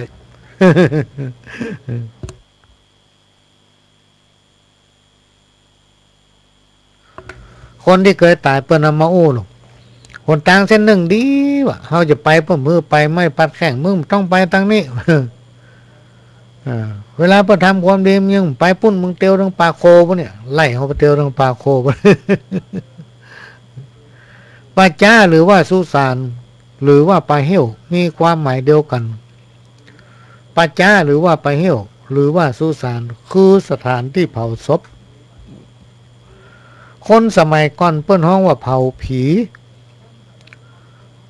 บางเตื้อก็ฝังนะสมัยก่อนเดี๋ยวนี้บ่ค่อยมีแล้วฝังโดยเฉพาะผีตายต้องกลมเนี่ยพี่น้องท่านผู้ฟังสมัยก่อนเพิ่นถึงมือเผา เพิ่นเอาฝังตายกลมตายพายหมายถึงว่าเกิดลูกแล้วตายส่วนใหญ่เพิ่นจะเอาฝังแถมประเภทหนึ่งป่าจ้าป่าเหี้ยวหรือว่าสุสานคนตั้งหลายสมัยก่อนตั้งก็มีความเชื่อกันว่าเป็นสถานที่สถิตของจิตวิญญาณคนที่ตายไปแล้วและก็ยังมีความเชื่อกันว่าหากวิญญาณใดเมื่อยังมีชีวิตอยู่ยังคนหรือว่ายังเป็นคนอยู่ได้กระทำความดีความงามไว้นักเมื่อตายไปแล้วจิตวิญญาณดวงนั้นก็จะกลายเป็นลูกขะเทวดาสถิตอยู่ตามต้นไม้ในปัจจะหรือว่าบ้านเรือนของตัวเองเพื่อรักษากับขุนมูลเงาเป็นล่มเป็นเงาของลูกของหลานเพราะได้ความดีงามได้กลายเป็นลูกค้าเทวดาเกิดเป็นลูกค้าเทวดาคนในสมัยก่อนเปิ้นบัณฑิยมตัดต้นไม้ในปัจจะพี่น้องท่านฟังเปิ้นบัณฑิยมตัดต้นไม้ในปัจจะที่จริงมันมีคืออย่างสักอย่างตามตำนานนะตามในหนังสือตัดไม้ในประเทศมีคืออย่างสักอย่างถ้ามาทำเมื่อมันเกิดประโยชน์ซ้ำดี นะแต่ว่าบ่มีไผต้องการตัดเอาไม้ประจ้าไปเหี่ยวหรือสุสาน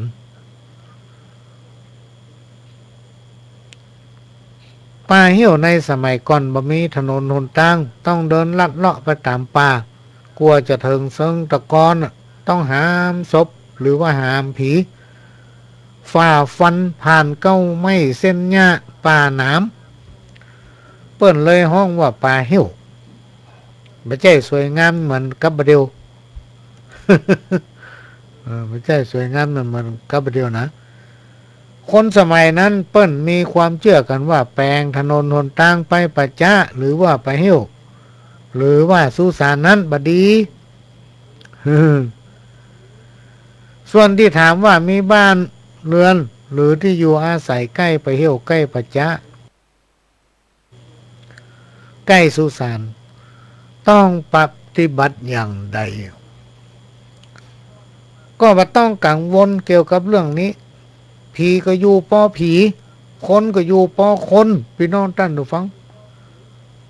อยู่คนละภพเรียกว่าต่างคนต่างอยู่ผีก็อยู่ป้อผีคนก็อยู่ป้อคนผีเป็นจิตวิญญาณที่คนเฮาไม่สามารถสัมผัสได้จิตวิญญาณของคนที่ตายเป็นผีคนตะกอนหรือว่าครูบาอาจารย์เปิ้นจะสืบตามกันมาว่าเป็นอากาศธาตุ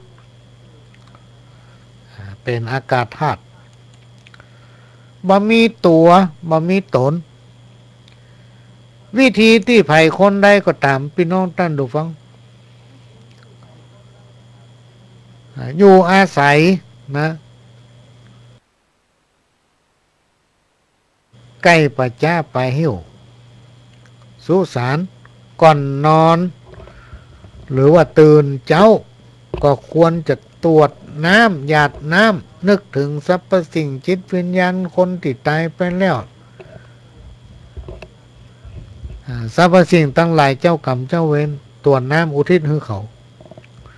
ตื่นมาเมื่อเจ้าหรือว่าจะเข้านอนเมื่อคืนนะบางทีคนที่ตายไปแล้วจิตวิญญาณมันไปไหนบ่ได้มันหมูตี้มันก็ไปวนอยู่แถวนั้น เมื่อเขาได้รับส่วนบุญจากการที่เราตรวจน้ำอุทิศให้ถึงวันจิตวิญญาณก็จะได้หลุดพ้นแล้วบุญนั้นก็จะปิกมาหาเราบ่ต้องทุกข์ยากเดือดร้อนหมดทุกข์กังวลคนเราทุกคนทุกวันก็เป็นผีเหมือนกันแต่เป็นผีที่มีร่างกายกินได้ได้ไปไหนมาไหนได้ตามใจ ได้ทุกอย่างร่างกายที่เขาอาศัยอยู่ทุกวันนี้พี่น้องท่านผู้ฟังเปรียบเหมือนรถเปรียบเหมือนวัตถุสิ่งหนึ่งที่ประกอบด้วยธาตุทั้งสี่คือดินน้ำลมไฟรวมกันเรียกว่าธาตุสี่อันเนี้ยที่อันโอ้ถึงสุมาจะต้องชื่อเปิ้นปนไว้แดงสมัยก่อนเปิ้นจะมียาแก้108ก็คือยารวมธาตุไปฝนกินแล้วหอมพี่น้องท่านผู้ฟังในสมัยนั้นนะยามันประกอบด้วยหากไม้มดมีพิษมีภัยอย่างเปลือกฝนก็ไม่เห็นหรือเบิ้งหม้อเนี่ยกินแล้วตึงหอมตึงหวานมันจุ่มเย็นใจยาตะก่อนรวมกันแล้วเป็นธาตุสี่ร่างกายนี้ปัจจัยของเฮาเพราะเมื่อถึงเวลาเฮาก็ต้องจากร่างของเฮาไปนะภายว่าร่างของเฮาปัจจัยเพียงแต่ว่าจิตวิญญาณเฮามาใส่ในร่างนี้นะจึงเรียกได้ว่าเป็นร่างที่มีจิตวิญญาณส่วนร่างกายของคนที่ตายไปแล้วเปิ้นห้องว่าเป็นร่างกายที่บ่มีจิตวิญญาณสรุปก็คือผีนอกกับผีใน ผีนอกก็คือผีคนที่เขาหามเข้าไปเหี่ยวไปเผาไปฝังในสุสานปัจจะไปเหี่ยวส่วนผีในก็ได้แก่คนเฮาพี่น้องท่านผู้ฟังละคนคิงลุกเคยได้ยินพระเถระท่านหนึ่งเทศน์หน้าศพ ติดตั้งอยู่เมนเพื่อประกอบพิธีก่อนประชุมเพลิงที่กรุงเทพฯนะพระท่านกล่าวออกมาตอนหนึ่งว่า ก่อนที่เราทั้งหลายจะเผาผีนอกจงมาร่วมกันเผาผีในเสียก่อนนี่โล โอ้อย่างใดนี่เนาะ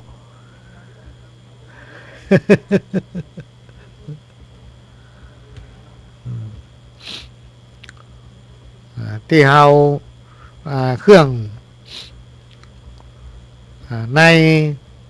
งานศพที่เฮาตั้งหลายมักจะหันในงานศพก็คือ1ไฟยามเนาะ2ตุง3หาง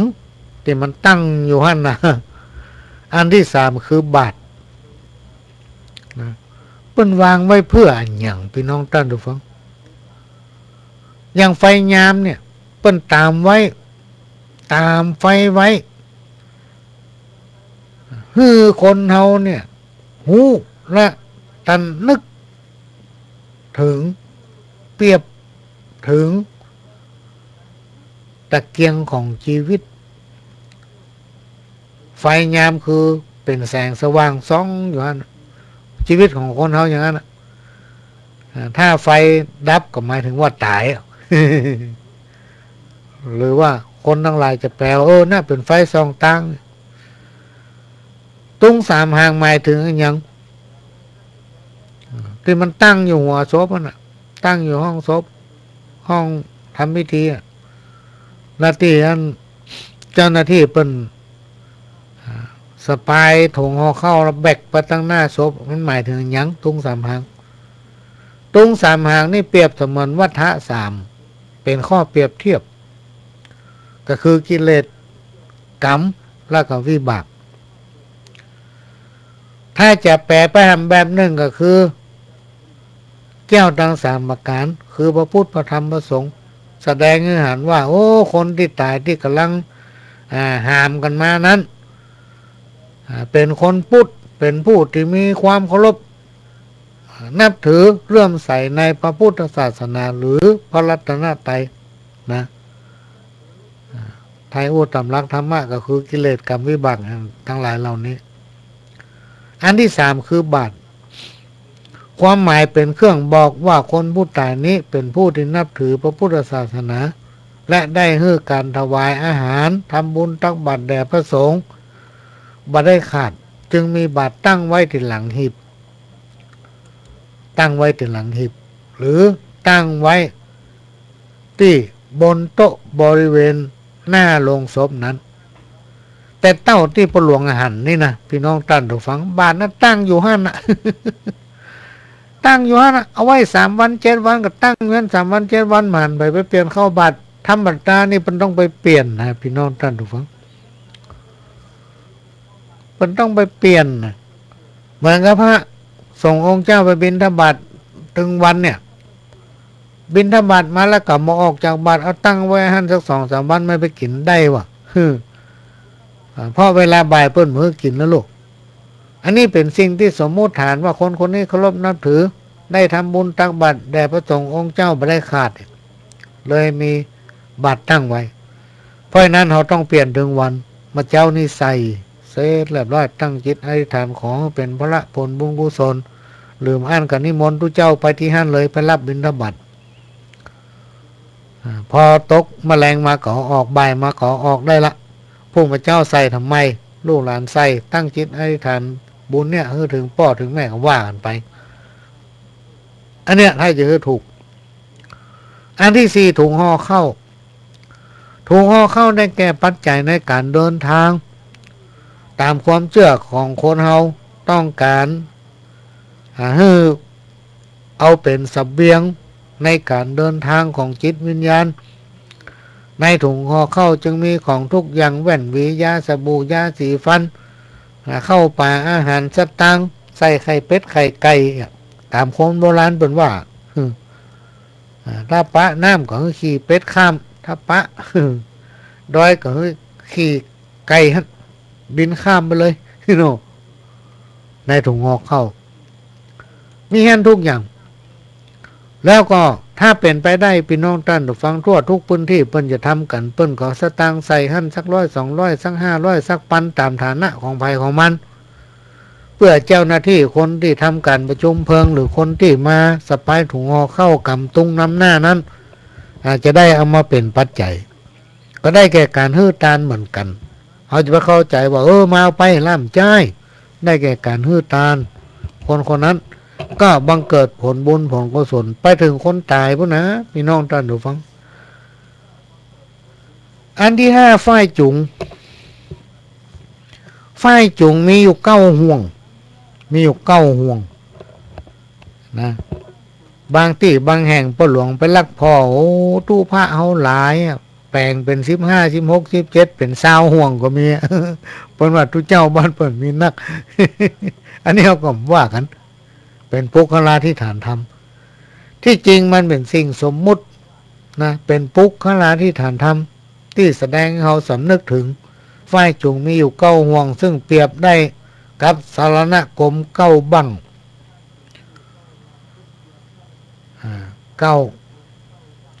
9บังคนตายชื่อว่าเป็นพุทธมามกะจึงสมควรได้ฝ้ายเพื่อเป็นเครื่องจูงเอาสรีระไปสู่สุสานและสู่ปรโลกที่เป็นสุคติภูมินะและก็ตุงเล็กตุงตองมีข้างละ8อันพี่น้องท่านผู้ฟังตุงเล็กตุงตองนี่มีข้างละ8อันรวมถึงหมดเป็น16อันได้แก่ตางดีตางชั่ว16ประการคืออย่างคืออริยมรรค8อริยมรรค8ทางและอนาคาริยมรรค8หมายถึงตางบดี8ตางดี8แล้วบะเป้าที่เปิ้นเอาไปโบะล้างหน้าคนตายนั้นคนสมัยก่อนเปิ้นมีความเชื่อว่าน้ำบะเป้านั้นเป็นน้ำที่ใสสะอาดเป็นน้ำบริสุทธิ์หรือว่าจะห้องว่าน้ำทิพย์ก็ได้ มันเกิดบนมั้งลูกมันเกิดขึ้นมาคนเดียวมั้งลูกบะเป้าหน่อยบะเล็กบะเล่นน้ำมีเต็มในฮะน่ะมันเข้าไปได้อย่างใดน้ำ เขาจะห้องว่าน้ำทิพย์ก็ได้เมาถึงน้ำบะเป้าไผ่บอกมีคนบอกหลายคนพี่น้องท่านฟังคนใดได้กินน้ำบะเป้าเนี่ยมันทำให้เลือดลมดีว่ะมันมีสารตัวหนึ่งทำให้เลือดลมของคนที่กินน่ะดีอย่างน้อยๆก็อาทิตย์1 เดือน 1กินเห็ดเตื้อก็ยังดีมันเป็นการฟอกเลือดไปในตัวไอ้ลูก ทำมือผิวพรรณเขาดีว่ะถ้าเลือดดีผิวพรรณก็ดีนะก็ลองกินพอเนอะน้ำมะพร้าวแห้งก็ได้มะพร้าวนุ่มก็ได้เปิ้นถือว่าเป็นน้ำที่กันกองจากตัวของมันเองเป็นน้ำที่บริสุทธิ์เป็นน้ำทิพย์หรือเปรียบเหมือนน้ำใจของพระอรหันต์หรือว่าเป็นน้ำใจของบุคคลผู้ที่มีใจบริสุทธิ์ย่อมจักนำเอาจิตวิญญาณนั้นไปสู่สุคติได้ง่ายๆการทรงสการตานขาบพี่น้องท่านผู้ฟังครูบาอาจารย์เปิ้นกล่าวไว้ว่าเป็นบุญอย่างมากมายมหาศาลได้กุศลนักเพราะว่าคนเรามีเกิดกับตายพี่น้องท่านผู้ฟังยิ่งถ้าเราได้ช่วยคนอนาถาที่เปิ้นพอมีสตุ้งสตางค์เป็นคนทุกข์คนยากเนี่ยทุกข์ก็ทุกข์แท้ลูกคนสมัยก่อนเวลาเปิ้นตายล่องจะใส่กันยังบ่มีบางคนนี่ได้เอาไม้บัวไม้สร้างนี่มาห่อหุ้มบางคนได้กุมล่องคนเดียวนะพี่น้องท่านผู้ฟังสตางค์มันหายากบางทีมันไก่ห่างไกลจากความเจริญถ้าเราได้กินได้ทานกับคนตายเนี่ยเป็นเจ้าภาพลงศพก็ดีเป็นเจ้าภาพสังฆทานเป็นเจ้าภาพผ้าไตรเป็นเจ้าภาพผ้าปังตระกูลถ้าว่าเป็นเผากลางเด่นกลางแจ้งเผาเชิงตะกอนเนี่ยเราได้เป็นเจ้าภาพหลวงเจ้าภาพฟืนเนี่ยพี่น้องท่านผู้ฟังได้บุญกุศลมากมายมหาศาลเป็นกุศลกับตัวเราไปถึงลูกถึงหลานบุญแล้วการลากจูง นะสมัยก่อนเพิ่นหามลูกหามตั้งแต่บ้านไปถึงสุสานถ้าไผได้มีโอกาสหามศพก็ได้ถือว่าทรงสการต้านขับไปจนสุดยอดไปถึงสุสานบุญแต่คนบางคนนี่มายอมหามแล้วมายอมจูงไปอยู่ประตูไปเหี่ยวลอย ครูบาอาจารย์เปิ้นมีอยู่ตนหนึ่งเปิ้นเป็นโฆษกตอนนั้นอยู่ที่ไหนจำไม่ได้ละเปิ้นประกาศในสุสานว่าโอ้พ่อแม่พี่น้องชาตาลูกเต้าเหล่าหลานตั้งตกเหนือออกใต้ที่มาร่วมกันทำบุญส่งสการต้านขาบแม่คนนี้ในวันนี้เนาะได้บุญกุศลกันนักหนาป้าป้านการส่งสการต้านขาบช่วยเหลือคนมันเป็นที่สุดของคนเขาแล้วเนาะมาจนถึงสถานที่ประชุมเพลิงเนี่ยได้กุศล3-4กับก่อนนะพี่น้องท่านผู้ฟังกุศลกับ1เนี่ย100 ปีติบที่ไหนนะ100 ปีติบวันไหนเนี่ยเทวดาหรือพญาอินเอาผ้ามาปูมาลวดมาหินนั่นดู100 ปีนะเป็นเอาผ้ามาลวดมาหินก้อนนั้นทำ100 ปีก็มาทำเนี่ยจนมาหินนั่นค่อมอันนี้ส่งถึงจะมดไปกับหนึ่งดูลุงคิดดูถ้า3 กับนี่มันเนี่ยขนาดไหนอ่ะเขาเกิดมากี่ชาติมันถึงจะเสี่ยงกุศลนั้น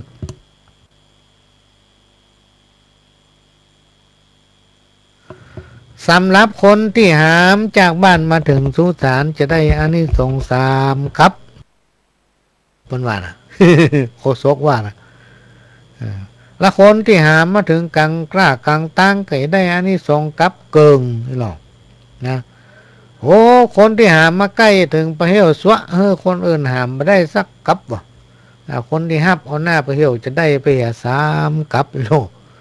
คนที่มาท่าเอาประตูประเหี่ยวนั่นได้อานิสงส์35 ดีกรีโลหลวงพ่อองค์นั้นเป็นโฆษก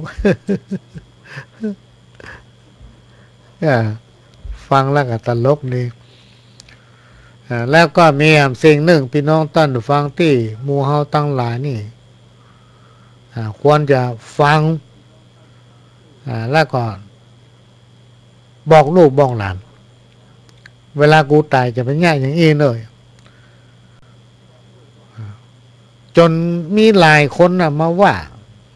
พ่อหลวงได้ยินมาว่ากับพ่อหลวงบางทีประเหี่ยวเกือบแตกนะ ประเหี่ยวเกือบแตกอย่างนั้นมันเถียงกันนะคนนั่นนี่มาเนี่ยการทำงานยังมาช่วยเหลือการบ้านการจองวัดก่ำไปโรงเรียนก่ำไปประเหี่ยวก่ำมาเข้าเป็นเนี่ยยังก็มาช่วยมีกับแรงมือกับแรงก้น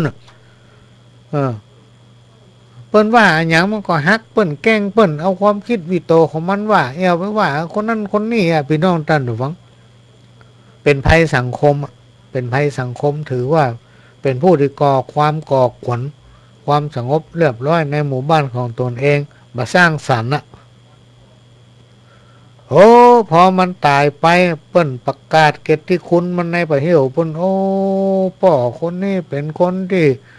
ดีเป็นตัวอย่างแก่ลูกแก่หลานได้ทำคุณงามความดีอันนั้นอันนี้บางคนได้ยินเขาใส่พฤติกรรมมันตรงกันข้าม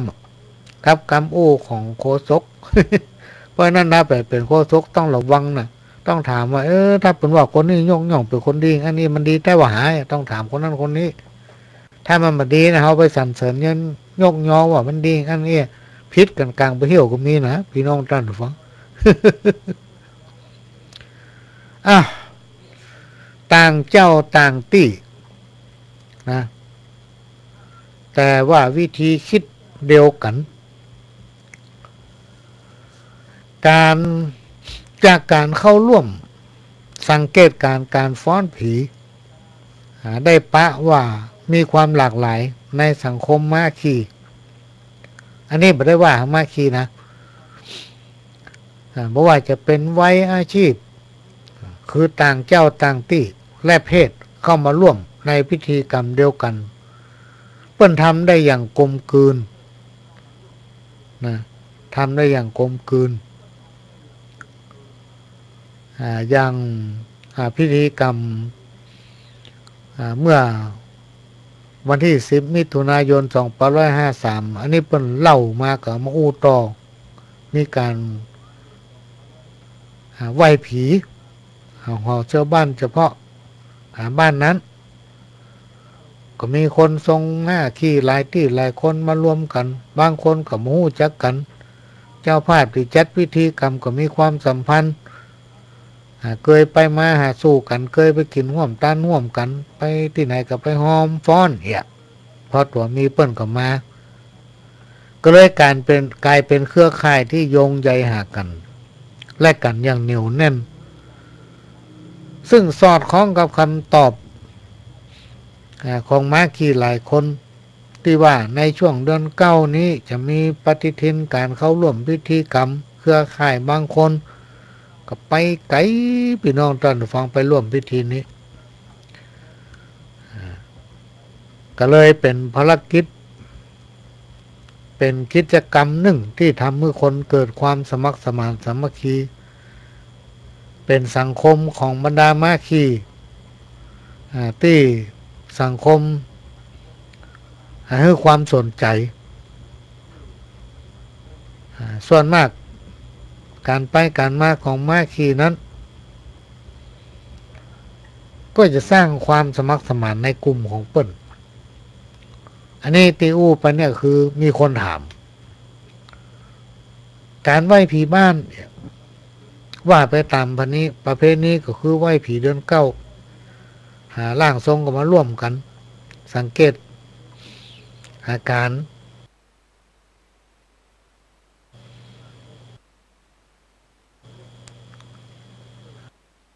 พ่อของคนหลายๆคนเป็นลูกศิษย์ลูกหาพ่องช่วยเหลือกันอันนี้ถือว่าผิดอย่างพี่น้องพ่อมเป็นฮีบห้อยประเพณีที่บรรทำกันมาตั้งแต่เมื่อละมีคนถามมาว่ามันจะแต้จะปลอมมันนั่นปะเกียวเพราะว่าเขาต้องไปสนใจพอเปิดมาได้ไปหลอกลวงไปอย่างกับไผ่ลงเขาเชื่อเขาก็ไปเขาไปเชื่อเขาก็ไม่ต้องไป มีคนถามว่าไม่แต้ก็หาปลวง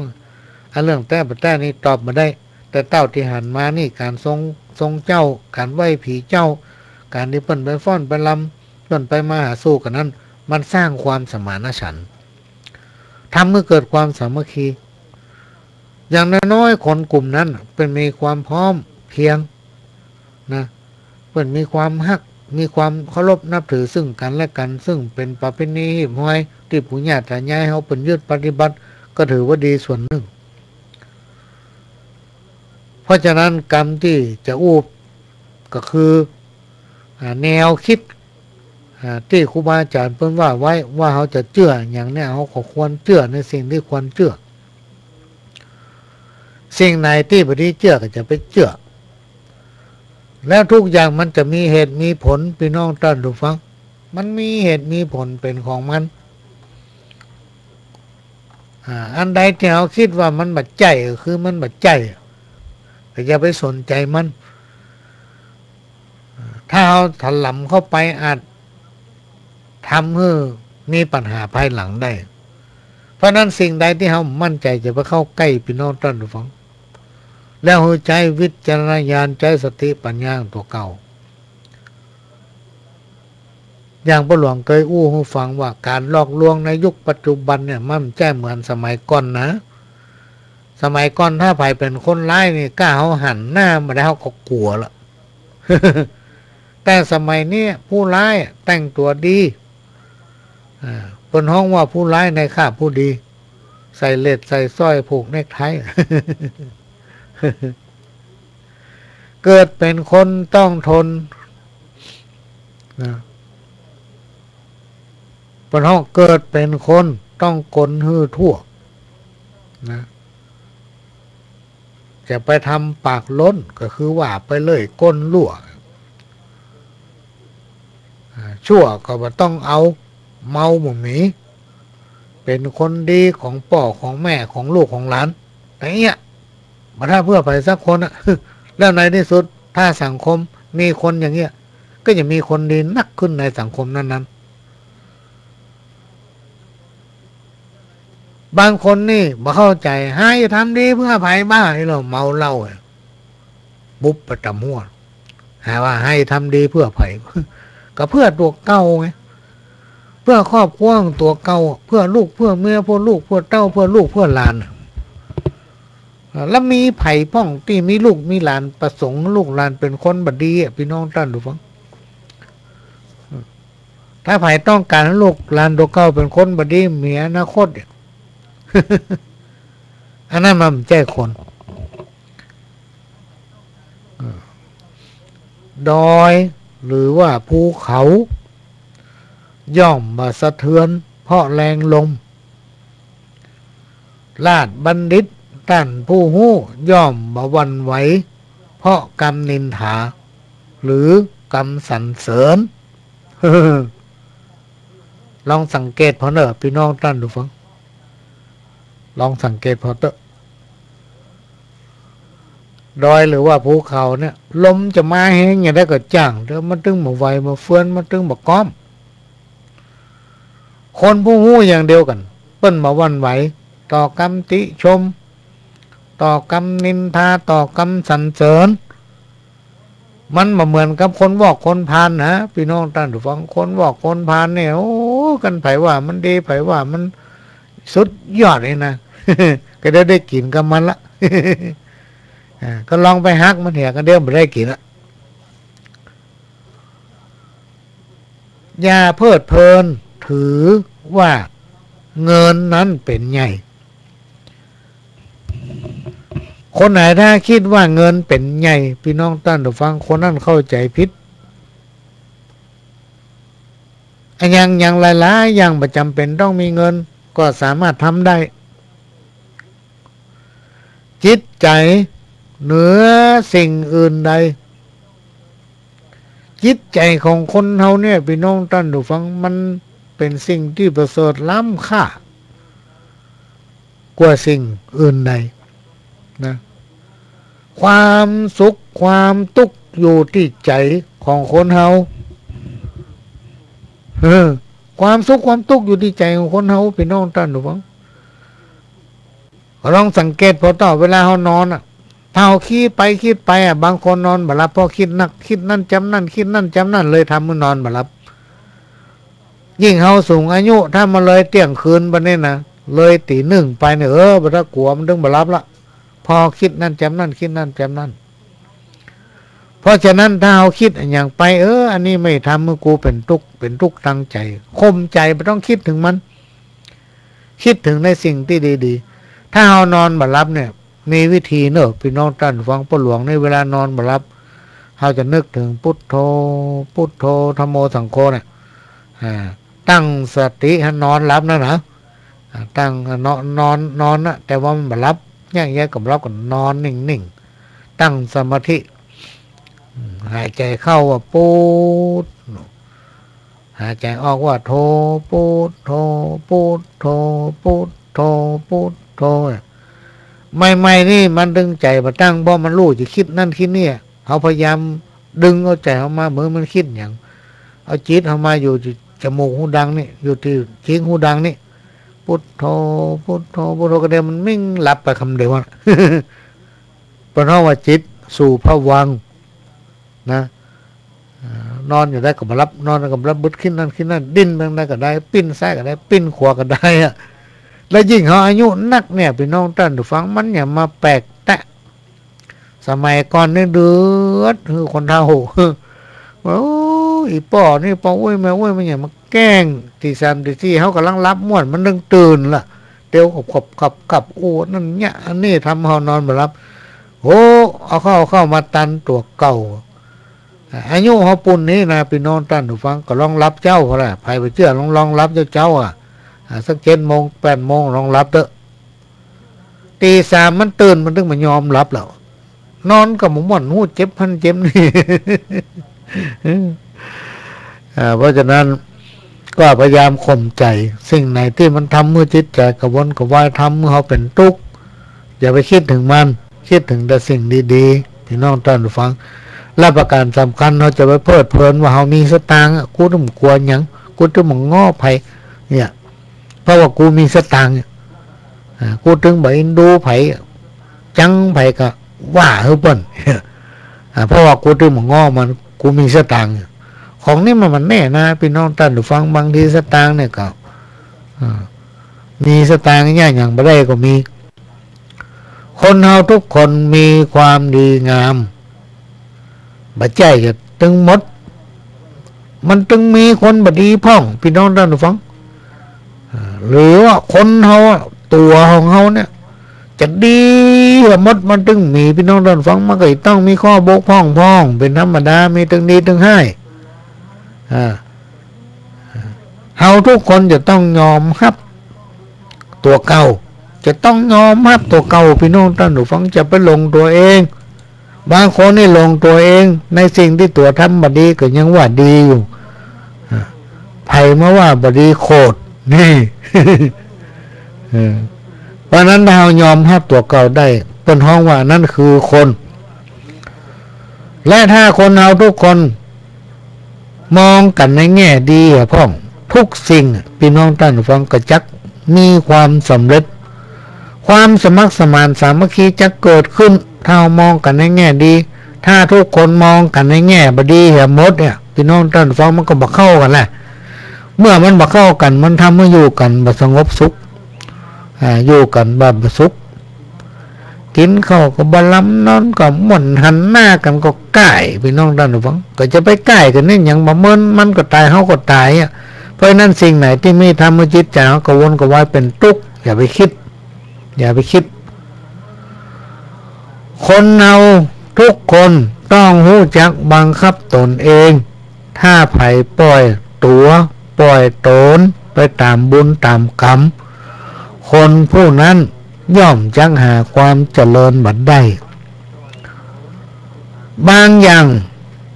เขาอาจจะทำคนเดียวได้แต่บางอย่างพี่น้องท่านผู้ฟังเขาบ่สามารถที่ทำคนเดียวได้พี่น้องท่านผู้ฟังอันนี้เป็นสิ่งเป็นความจริงที่เกิดขึ้นกับคนเราถึงวันนี้มีชีวิตอยู่แต่ขาดคุณธรรมย่อมขาดสุขอยู่เคียงคู่กับความทุกข์บ่าสุขสันต์เหมือนดังโลกนี้ขาดเดือนกับตะวันย่อมมีแต่ความมืดมิดไร้ทิศทางอันเนี้ยก็เป็นสิ่งที่นำมาฝากพี่น้องท่านผู้ฟังนำมาฝากก่อนที่จะนำเอากรรมเกิดจากการกระทำมีถึงกรรมดีกรรมบดีกรรมว่าจิตวิญญาณคือสิ่งที่สิงอยู่ในร่างของคนเฮาในขณะที่เฮายังมีชีวิตอยู่ถ้าหากเมื่อใดวันไหนที่คนเฮาเสียชีวิตลงจิตวิญญาณก็จะออกจากร่างล่อนเล่ไปหาที่เกิดใหม่ทิ้งร่างที่อาศัยอยู่เป็นซากศพบ่มีไผต้องการใครได้ในที่สุดก็ถูกเผากลายเป็นขี้เถ้าขี้ดินเป็นปุ๋ยคืนสู่ธรรมชาติเพราะฉะนั้นเรื่องของผีกับคน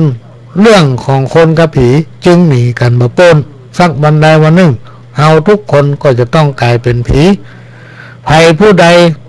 ยังมีชีวิตอยู่ยังคนก็ขอทำบุญนัก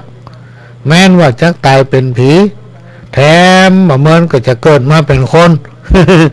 ที่เฮาทั้งหลายมักจะได้ยินว่าวัฏสงสารคือการเวียนว่ายตายเกิด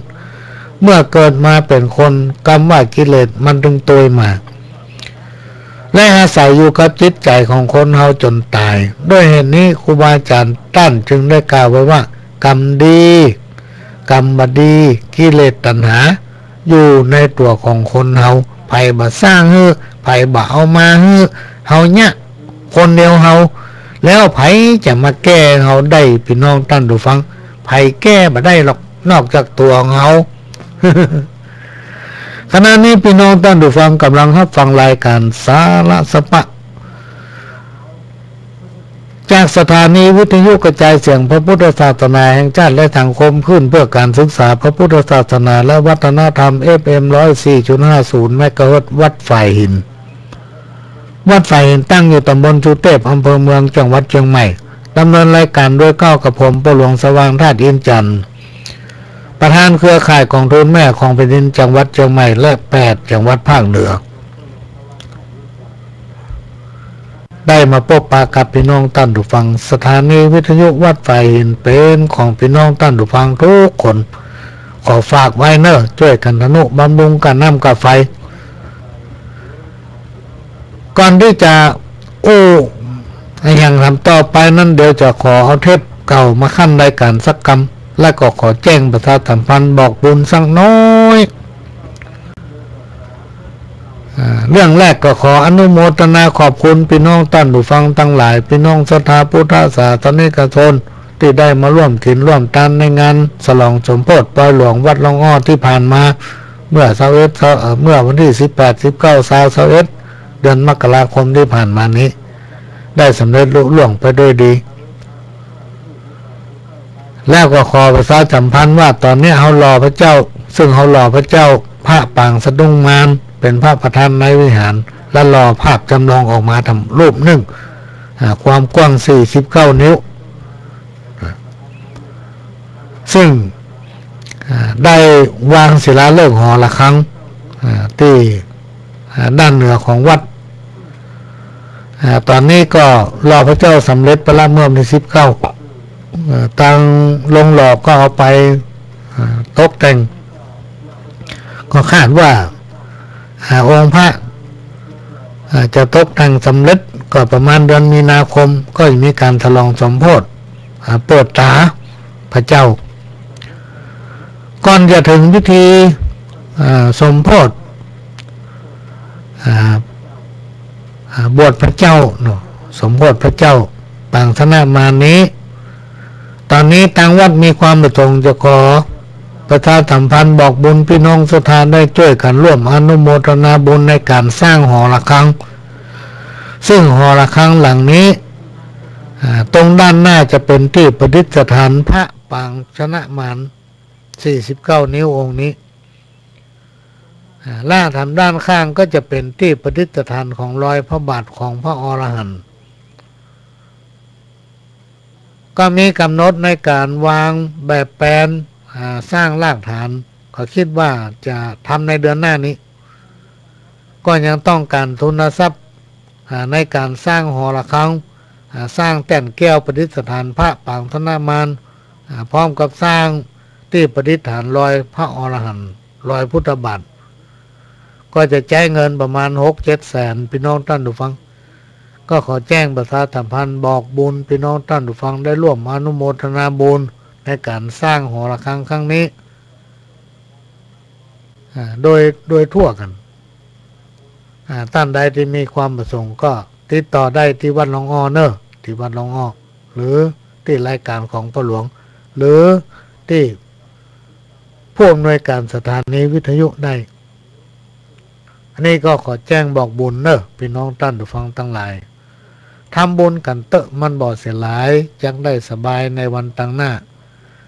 พ่อหลวงจะขอพักสักกรรมเชิญท่านฟังเทปเก่าของพ่อหลวงเนี่ยบ่ต้องเอาเพลงเอาอย่างมาเปิดเนาะมีคนขอเพลงมาเหมือนกันต้องขอสุมาเพื่อตัวเพราะว่าเขาหมูว่าเพลงไหนที่มันมีลิขสิทธิ์เพลงไหนที่มีลิขสิทธิ์ก็เดี๋ยวไปผิดลิขสิทธิ์เปิ่นโดนยับโดนจับโดนปรับมันเป็นรายการที่มันมีรายได้แล้วเขาบัสร้างรายได้พี่น้องท่านผู้ฟังบัดใจว่ามาออกรายการแล้วประสงค์จะเอารายได้อันนั้นอันนี้เข้าหาตัวเก่าเพื่อมาเรียกร้องเอากับพี่น้องท่านผู้ฟังมาจุมาหลอกอีบ่าวสถานีวิทยุวัดไฟหินนั้นโดยคณะผู้บริหารโดยเฉพาะท่านผู้อำนวยการท่านมีความประสงค์ที่จะนำเอาหลักธรรมอันเป็นธรรมะคำสั่งสอนเป็นหัวใจของพระธรรมคือสิ่งที่ดีๆมาเผยแพร่ให้พี่น้องท่านผู้ฟังบ่มีความประสงค์ที่จะเอานั่นจะได้อันนี้มาหาประโยชน์ใส่ตนเองเป็นรายการที่มาด้วยใจเรียกว่าอาสาสมัครเข้ามาเพราะนั้นเขาก็เลยเปิดละเพลง เป็นรายการที่จะหารายได้บางผู้บางท่านบางรายการบางสถานีบางที่อันนั้นเปิ้นเป็นธุรกิจเปิ้นมาจัดรายการนั่นรายการนี้เปิ้นมีผู้สนับสนุนมีลิขสิทธิ์ของเปิ้นแต่งเฮาเนี่ยเป็นรายการที่ชาวบ้าน นเจ้าบ้านแต่มาจัดโดยบ่หวังประโยชน์อย่างใดๆตอนนี้กำลังฮัดห้องเพลงอยู่นะถ้าวันใดห้องได้เนี่ยท่านขอมาจากห้องฟังสดเลย อ้าวเจิญฟังรายการเก่าๆของพ่อหลวงก็เดี๋ยวก็มาปะกันใหม่เจิญครับก็พี่น้องที่สนใจจะเขียนเข้ามาในรายการก็เขียนมาได้เนอะเขียนมาได้มันเหมือนกันก็เป็นอย่างพี่น้องท่านผู้ฟังเหมือนกันก็เป็นอย่างซ้ำกันก็เป็นอย่างเขียนมาคนละที่ละทางว่าเป็นอย่างอันนี้ก็ของแม่วิสิแก้วศิริน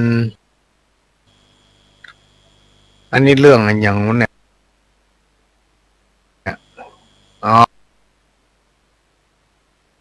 กำจมพญาพรหมอยู่ดีๆอย่าหนีจากไฟไปเปิ่งหิงห้อยอย่ามัดงัวมัดควายไว้ใกล้ถนนหนทางอย่าจุพางครูบาอาจารย์และพ่อแม่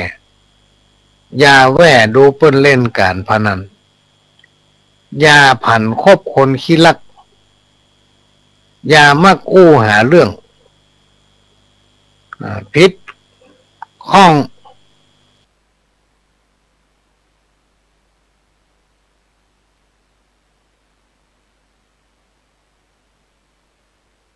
ร้องเถียงกัน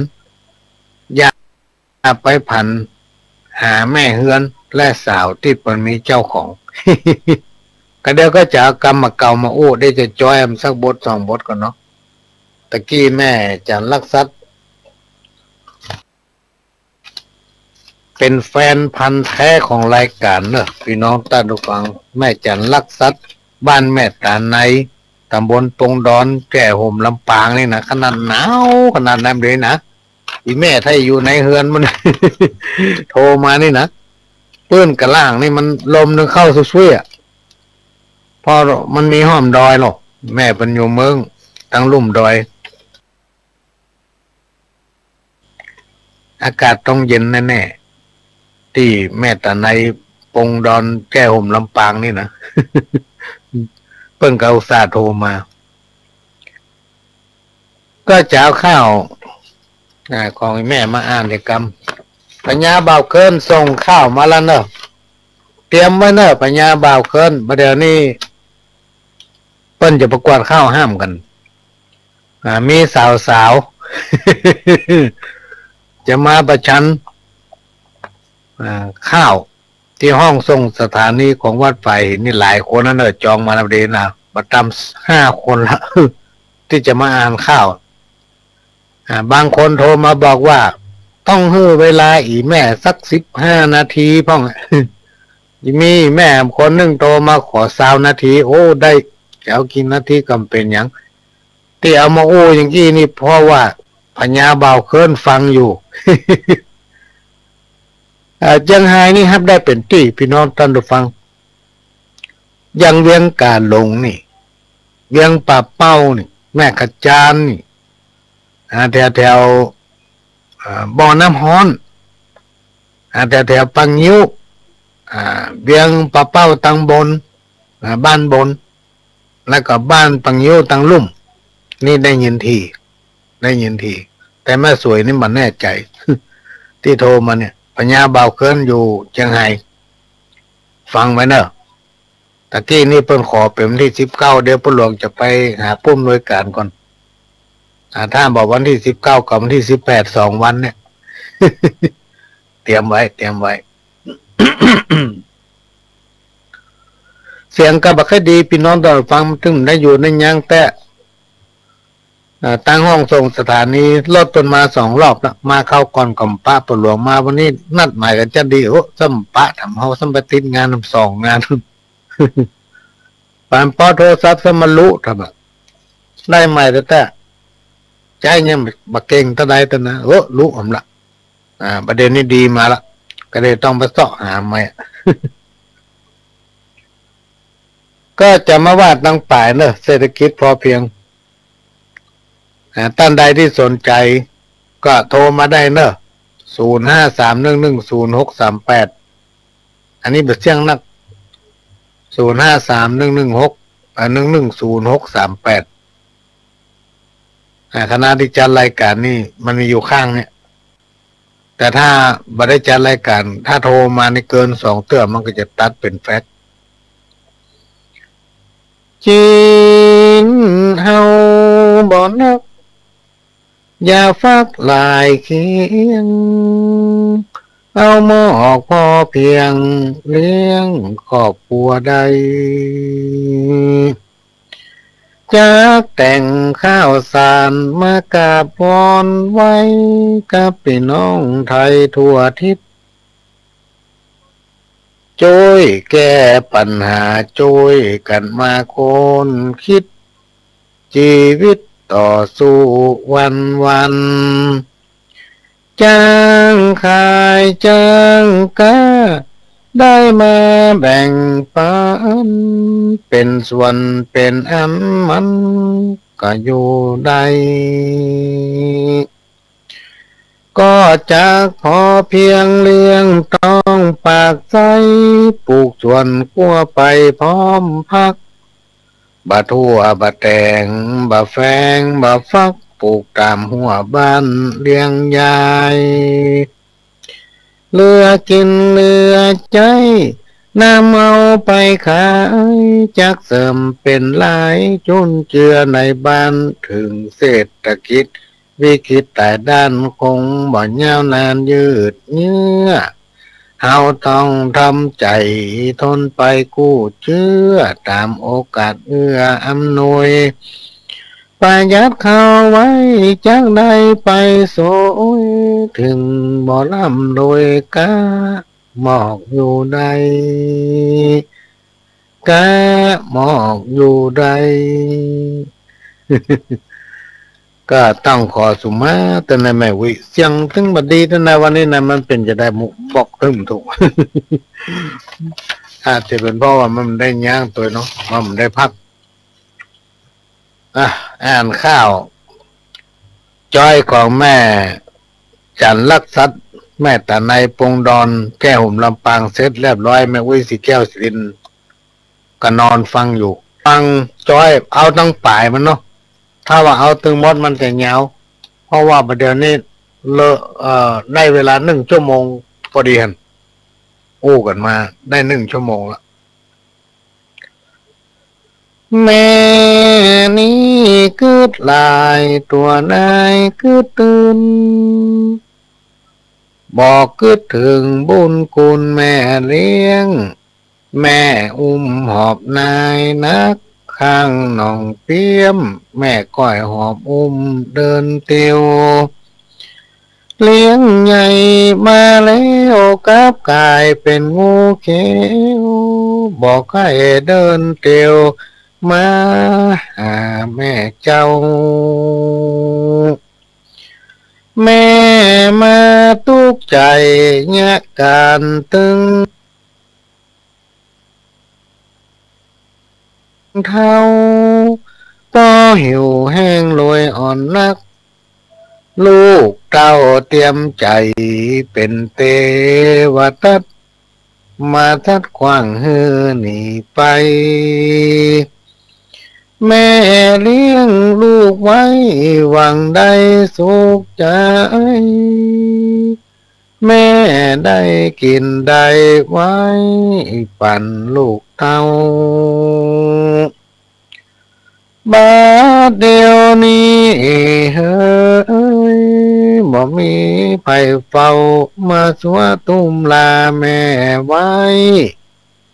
น้อยอกมองใจกับเจ้าลูกไทยแม่นั่งสีตาให้ถึงวันคืดหอดแม่เลี้ยงลูกเต้าจอมความแม่หวังสุขบานปอยทุกโศกเศร้า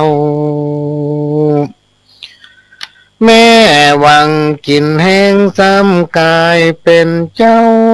บ่หูนักเบาถอยจ้าหวังขึ้นสวรรค์อินพรหมจันทร์ฟ้า สามบ่มหญ้าเปอะดินแม่เลี้ยงชีวิตอินทรีย์หากินเลี้ยงลูกใจหญิงเด็กขาหนุ่มน้อยบ่ใจแข็งจาเนื้อนายน้องน้อยตามกำมีบอกตักฮือจำใส่ใจเนื้อเจ้าลูกรักเหมือนกันจูผู้ยิ่งใจ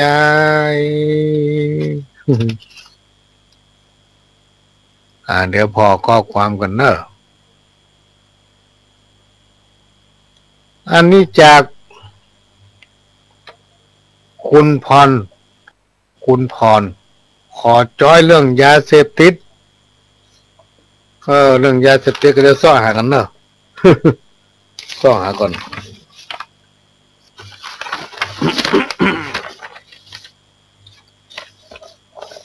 ต่อยาเสพติดเห็นหน่อยจบแล้วจะให้ฟังเพลงสักเพลงเป็นการพักยก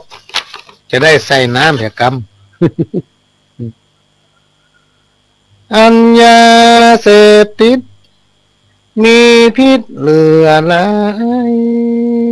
มันล้างทำลายถึงบ่เลือกหน้าขอวิงวอนพี่น้องเจ้าข้าอย่าตกเป็นทาสของมันถ้าโดนจับแล้วมีโทษมาหามหลายปีเดือนวันโดนขังคอกวังเว้นไก่กายบ่ใจอู้แกงลูกฮักจอมแปงโปรดหูหันตัวอย่างมากลายใจว่าบ่หูอย่าไปจืนสู้ชิมลองถ้าติดมันแล้วบอกแค่มนมองคนน้ำตาน้องคือพ่อแม่เจ้าขอร้องลูกหลานอย่าหันหน้าเข้าฮือออกมาเหี่ยเว่ยเว่ยถ้าติดมันแล้วอย่ามัวนิ่งเฉยขาใจเว่ยเว่ยอย่าไปแตะต้องบ่ใจของดีที่ควรเกี่ยวข้องของดีอื่นมีเยอะแยะเป็นต้นว่ากีฬามีหือของแวะเพื่อสุขภาพอันเอามีพ่อแม่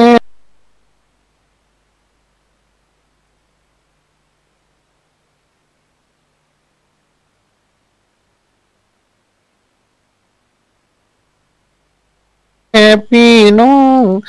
มีสักมีสีลูกหลานเป็นก็ผ่านไปพี่น้องท่านผู้ฟังขณะนี้พี่น้องท่านผู้ฟังก็กำลังรับฟังรายการสาระสปะจากสถานีวิทยุกระจายเสียงพระพุทธศาสนาแห่งชาติและสังคมขึ้นเพื่อการศึกษาพระพุทธศาสนาและวัฒนธรรม FM 104.50 เมกะเฮิรตซ์จากวัดไฟหินตะกี้เรื่องคนกับผี มีคนสนใจโทรมาหามันถึงแม่นแต่ปะหลวง ถึงวันนี้เฮาอยู่กับผีแล้วนี่ลูก ชอบหรือว่ามีกันมาป้นพี่น้องท่านผู้ฟังเฮาบ่น่ากลัวเพราะเฮาอยู่กับผี วันใดวันหนึ่งเขาก็ต้องกลายเป็นผีถ้าไปผู้ใดยังมีชีวิตอยู่เป็นคนได้ทำบุญนักแม่นจักตายไปเป็นผีแถมมาเมินก็ได้เกิดมาเป็นคน ที่ครูบาอาจารย์เพิ่นบอกว่าวัฏสงสารการเวียนว่ายตายเกิดเมื่อเกิดมาเป็นคนคำว่ากิเลสตัณหาเนี่ยมันต้องโตยมาพี่น้องท่านผู้ฟังและอาศัยอยู่กับจิตใจของคนเฮาไปจนตายตายแล้วปิกมาเกินมันก็โตยมาแถม ด้วยเหตุนี้ครูบาอาจารย์ท่านจึงได้กล่าวไว้ว่ากรรมดีกรรมดีกิเลสตัณหาอยู่ในตัวของเฮานั่นเองนะถ้าเฮาไปอยากพบอยากปะก็สละมันเหี่ย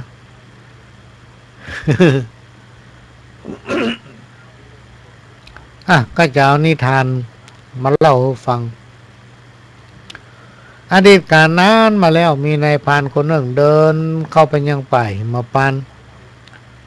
ในขณะที่เดินไปนั้นก็หันใจทำคนหนึ่งตกในหลุมซัดไม่สามารถที่ขึ้นมาได้ใจคนนั้นก็ได้ห้องขอนายพรานช่วยสัญญาว่าถ้าหากว่าท่านช่วยข้า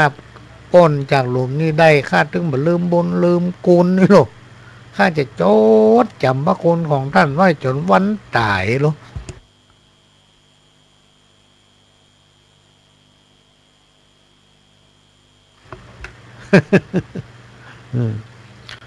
นายพรานก็ได้ช่วยเหลือใจคนนั้นขึ้นมา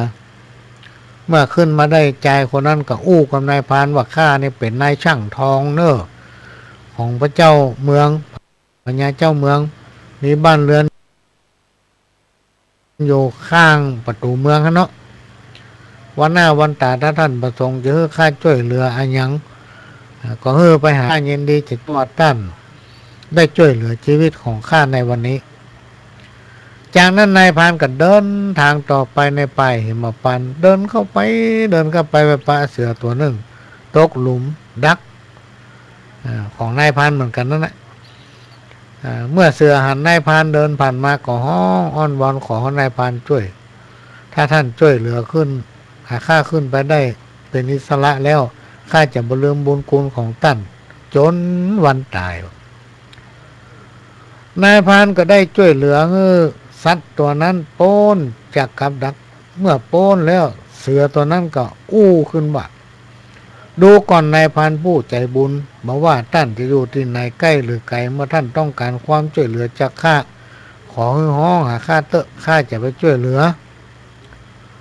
หลังจากนั้นนายพรานก็เดินทางต่อไปแถมสักพักหนึ่งก็ไปปะงูตัวหนึ่งตกอยู่ในบ่อ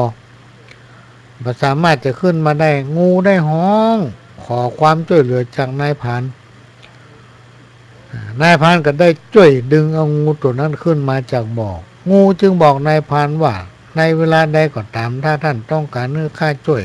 ของห้องหาข้าจะไปหาท่านช่วยเหลือท่านต่อมาเวลาผ่านไปเหมือนนักแก่พี่น้องท่านฝั่งนายพรานก็นึกอยากจะทดสอบพอน้ำใจของคนและสัตว์ที่ตนเองได้ช่วยเหลือชีวิตเขา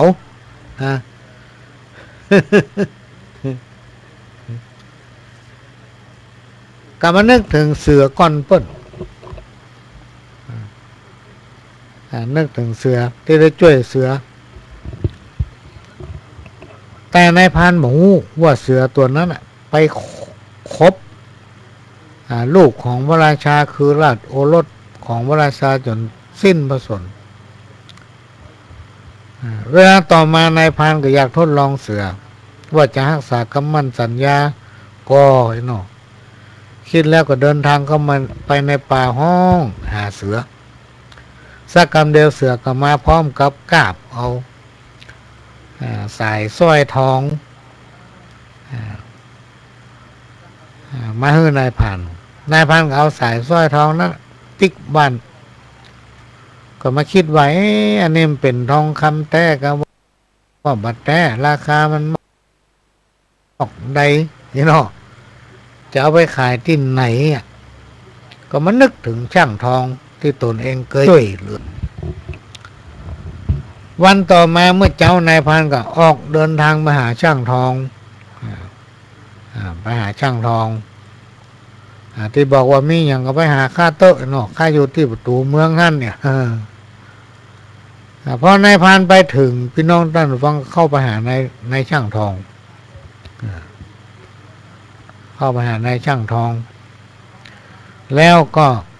เอาสายสร้อยนั้นเปี้ยช่างทองเนาะว่ามันเป็นสร้อยแท้กับบัดแท้เป็นทองแท้ก็ถ้าเขาจะขายเนี่ยจะได้ราคาสักตัดใดบอกกองช่างทองได้หันสร้อยก็พูดขึ้นโดยเสียงอันดังลั่นเลยพี่น้องท่านฟังเอิญเลยล่ะมึงคือคนฆ่าลูกพระราชาอู้จบช่างทองก็สั่งให้ทหารจับกลุ่มนายพันมัดไว้ยังลงตีทองแห่งนั้นส่วนตนเองก็ฟั่งเข้าเฝ้าพระราชา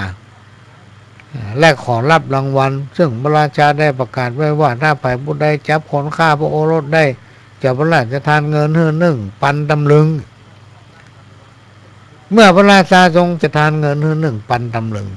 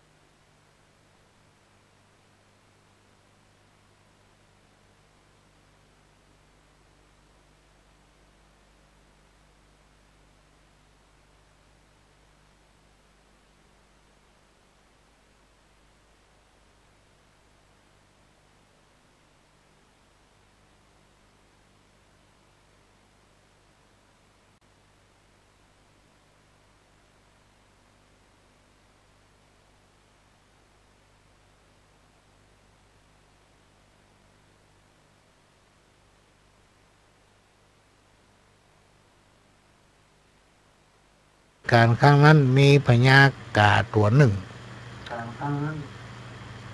ซึ่งกาตัวเนี้ยเป็นเทพที่สถิตอยู่บนสวงสวรรค์ได้ปฏิบัติตนผิดกฎของสวรรค์จึงลงมาอาศัยอยู่ยังโลกมนุษย์เสาะหากินเหมือนมนุษย์ เหมือนกับสรรพสิ่งบนโลกกว้างของเราเนาะเพราะว่าถูกทำโทษจากสวรรค์โลก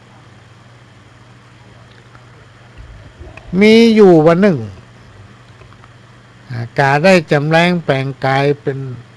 ตัวเองตัวใหญ่เต้ากระหงมาพักอาศัยอยู่ใกล้ๆลำห้วยในป่าหิมพานต์จับอยู่ที่ต่อไม้ใกล้ๆที่นายพรานนั่งตกเป็ดอยู่ไปอยู่มาก็เอิ้นถามนายพรานว่าสหายเฮ้ยมาตกเบ็ดอยู่อย่างนี้ถึงวันบักก่ายกะ ได้ปลาพอกินว่านายพรานก็ได้ยินเสียงกาอู้ถามก็ตอบไปว่าข้ามาถึงวันเนี่ยสักวันก็ได้สักวันก็ไม่ได้สักวันก็พอกินสักวันก็พอกินแต่ว่าในใจข้าในก็นึกสงสารปลาเหมือนกันนะเนาะแต่ถ้ามาตกเบ็ดข้าก็ไม่ได้กินอย่างทำละจำเป็นต้องเนี่ยจะเป็นต้องยึดอาชีพเนี่ยพ่อมันมุ่ยไปทำอาชีพอย่างกาก็เลยถาม สหายเฮ้ยเขามาเป็นเพื่อนกันบ่นายพรานกับม่วนอกม่วนใจที่ได้เป็นเพื่อนกับกา อยู่มาวันหนึ่งกากระถามนายพรานว่าสหายเฮ้ยสหายใครเป็นพญาเจ้าเมืองกอยหรอกพรานก็ตอบว่าเมื่อสหายยังข้าเป็นพญาเจ้าเมืองข้าก็จะเป็นมาตกเบ็ดหนึ่งวันนี่ข้าก็ก่ายเหมือนกันแน่ๆกาถามว่าท่านอยากเป็นพญาเจ้าเมืองจริงๆกะอยากเป็นแต่ข้าก็จะช่วยนะเพราะว่าเวลานี้ที่นครปราณสีนี่มีพญาเจ้าเมืองซึ่งพญาเจ้าเมืองเปิ่นได้สวรรคตไปได้3 วันนี่ถ้าเป็นพญาเจ้าเมืองได้ไข่จัดการเฮือคะแนนทำตามข้าเนอะเนี่ยแต่ก่อนที่จะไปเนี่ยขอท่านเสี่ยงวาสนาบุญบารมีก่อนเมื่อเสี่ยงดูแล้วว่าบุญวาสนาของท่านมีจะได้เป็นพญาเจ้าเมืองข้าก็จะพาท่านไปกาอู้จบก็แบ่งผลไม้ในตองออกมาผลหนึ่งแล้วก็เอาไปให้นายพรานตกเบ็ดกินและก็อธิบายว่าถ้าบุคคลผู้ใดได้กินผลไม้ลูกนี้ปรากฏว่ามีรสหวานคนผู้นั้นจะได้นั่งเสวยเมืองเป็นพญาเจ้าเมืองหากคนผู้ใดกินแล้วปรากฏว่าผลไม้ลูกเนี่ยมันขมก็จะได้เป็นแค่เสนาดานะเนาะ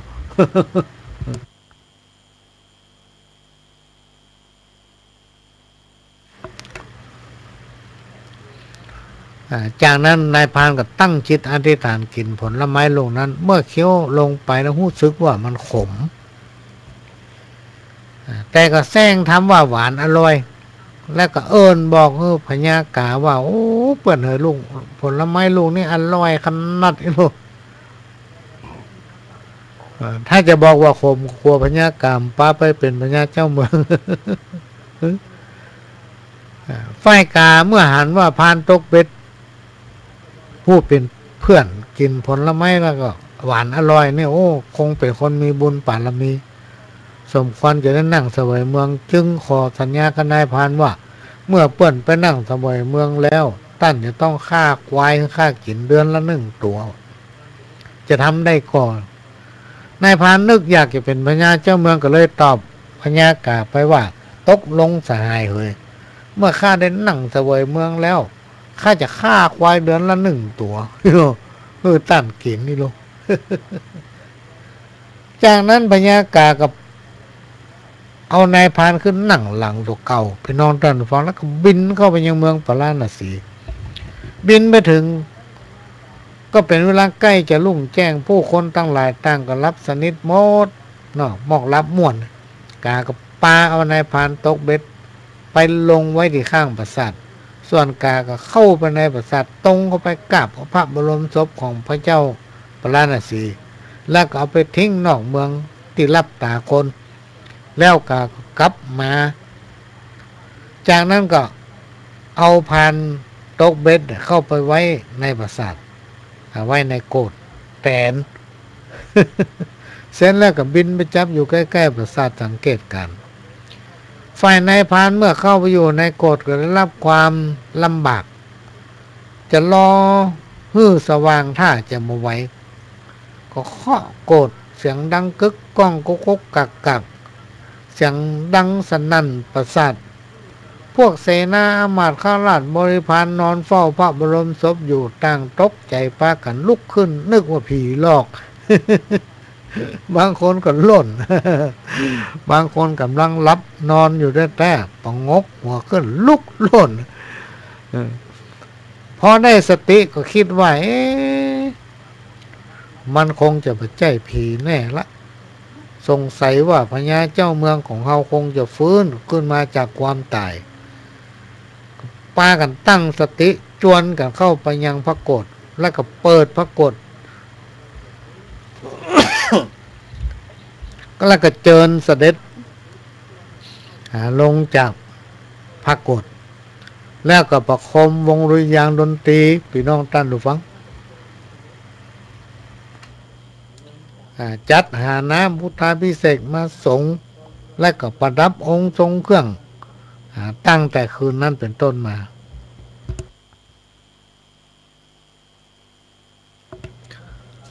เมื่อพันตกเบ็ดได้เป็นปัญญาเจ้าเมืองก็บ่ลืมสัญญาที่คือไว้กับกาทุกเดือนละก็จะฆ่าควายตัวหนึ่งไปไว้ยังป่าแล้วก็ห้องกามากิน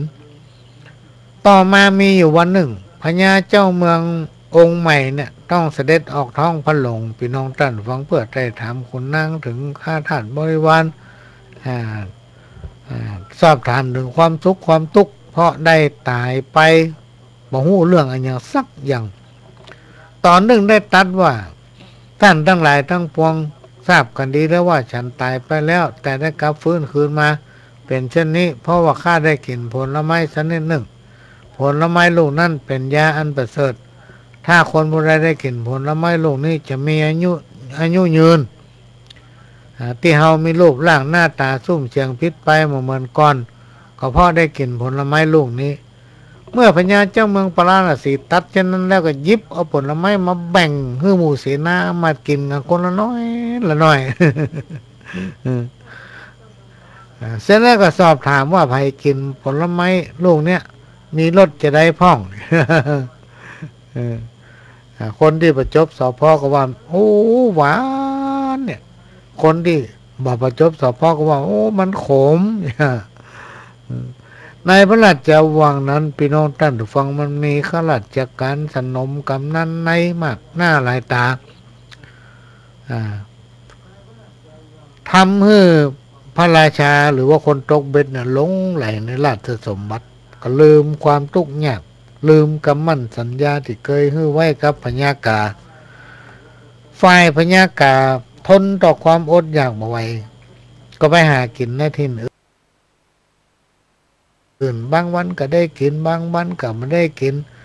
พญากานึกโกรธที่พันตกเบ็ดลืมสัญญาต่อมาวันนั้นพญาเจ้าเมืองปราณสีแล้วกล่าวว่าข้าแด่มหาราชเจ้าข้าพระเจ้า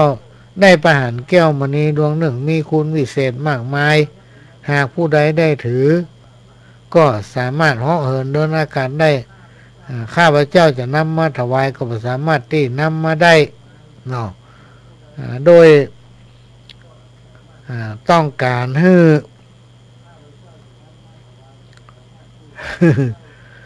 ต้องการให้พระองค์น่ะเสด็จไปเอาคนเดียวเนาะ พญาเจ้าเมืองดีใจพี่น้องท่านผู้ฟังแล้วก็เกิดความอยากได้จึงเสด็จขึ้นบนหลังพญากาหวังจะให้กาพาไปเอาแก้วมณีอันวิเศษดวงนั้นกากับป้าพญาเจ้าเมืองปราณสีบินไปและกับปลามันยังลำห้วยที่นายพานเคยมานั่งตกเบ็ด แล้วปล่อยลงหั่น ในขณะเวลานั้นไปนอนท่านฟังพญาเจ้าเมืองปราณสีผู้ลืมบุญลืมคุณของพญากาก็กลับมาเป็นคนตกเบ็ดเหมือนเดิม อันเนี้ยเป็นว่าคนลืมคนน่ะพี่น้องท่านฟังมันดึงเป็นดีฮิมากล้าบ่ขึ้นฮิได้ศอกลงไปวางเนี่ย ได้กำให้100วันพุกเสี่ยงไป200 เนี่ยคนลืมบุญคนถึงบัดดีพี่น้องท่านฟังรอพอไปเตอะมีแต่บาปบุญคุณและต้นนี้ก็ส่งมาจากคนฟังพี่น้องท่านฟังส่งมาเตอะพี่น้องท่านฟังมันเหมือนกันกำเป็นหยังมันเหมือนกันกำเป็นหยังก็ต้องเป็นห่วง ไปบ่ว่าหยังหรอกมันเป็นวรรณกรรมพื้นบ้านมนุษย์เฮานี้มี2ชีวิตตามดั้งบพิตรองค์พระสัทธาอบรมสอนมา1ใจเล่าหนา2คือกายญาล่างกายใหญ่กว้างต้องมั่นศึกษาทางตั้งที่พอใจทำก้อยอุตสาห์สืบสร้างต่างดีร่างกายเฮานั้นให้มันคัดสีงดงามใสดีจื่นบานตาหน้า เมื่อคนตั้งหลายหมู่เฮาเจ้าข้าทอดทัศนาหันแล้วจื่นบ้านหวานใจบอกกากาดแก้วย้อนสินธรรมเจ้าพุทธาอย่าลืมอย่าละปิตามารตาพ่อแม่ครูบาเขาลบกลับไว้จักเป็นกุศลบันดลส่งให้สุขกายใจไปแต่ตักโป้นความยากจนบ่อัตคัดปะสิ่งแต่อันดีงามย้อนทำพระพุทธและแก้วตั้งสามชีวิตดีงามเหมือนกันตัวหน้าเหมือนจะขึ้นกลางไผ่ประท่ามาแปลงแตกตามันตึงแยงลู่แสงกันขึ้นเจื้อจ้าเตียวดินหากินที่ตื้นไผ่ประท่าแปลงมันยกขึ้นใส่กลางมันตึงบัดติดมันตึงบ่หวันห้อมไผ่ห้อมมันเปิ้นแปลงมาจะอี้ กรรมมาเก่า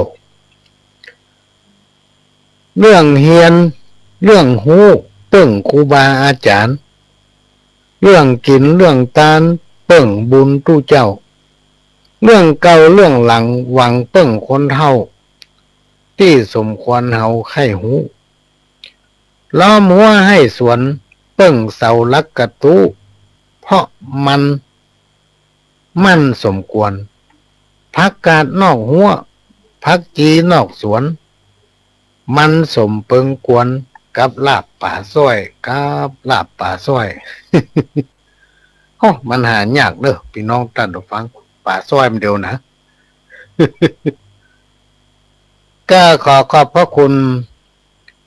ท่านพ่อกำนันสกลศรีนุชว่าพี่น้องท่านผู้ฟังตั้งหลายคนสมัยก่อนในเป็นนึ่งโลพักแล้วมากับน้ำพริกข่าพ่องมากับน้ำพริกห้าพ่องมากับน้ำพริกมะเขือส้มพ่องมันมีโปรตีนบัดเดียวของเล่นเอาง่ายเอามันโวยวาดตักน้ำใส่หม้อแกงยกเขาใส่เตาแก๊สพอน้ำเดือดมาถึง5 นาทีมันเดือดแล้วลูกเอาพักเขาจุ่มในหม้อมันมีวิตามินออกหมดพี่น้องได้ดูฟังน้ำพักออกไปหมดแล้วมากำน้ำพริกมาก็มีโปรตีนแม่เว้ย2 แม่ถึงแสดให้ปนหลวง ทำลาย1ไปจ้อยจังไห้ อันนี้ไทยอู้ย่อถามแม่ครัวอยู่ตั้งหลังใกล้ๆเฮาเอิ้นถามกันดังแต่ดังว่าอันนั้นอันยังน่ะมึงเอาย่อปกกันน่ะเนาะหาว่าเอาย่อปกที่จริงเขาได้ยินเขานึกน่าจะเป็นลาบควาย มาเอาย่อปกทางบนนกทางหน้าถ้วยเปิ้นพ่อมาหันทางในเอิ้นถามอันนั้นอันยังมึงเอาย่อปกน้ำเนี่ยลาบใหญ่ไผว่าสักตัวเอาลาบมาฮือเปิ้นปลาหลวงมันจะไปกินจะได้เอาไปคั่วหรอโลเคน้องเอาลาบไปคั่วพ่อโธ่เป็นดีแค่โคตร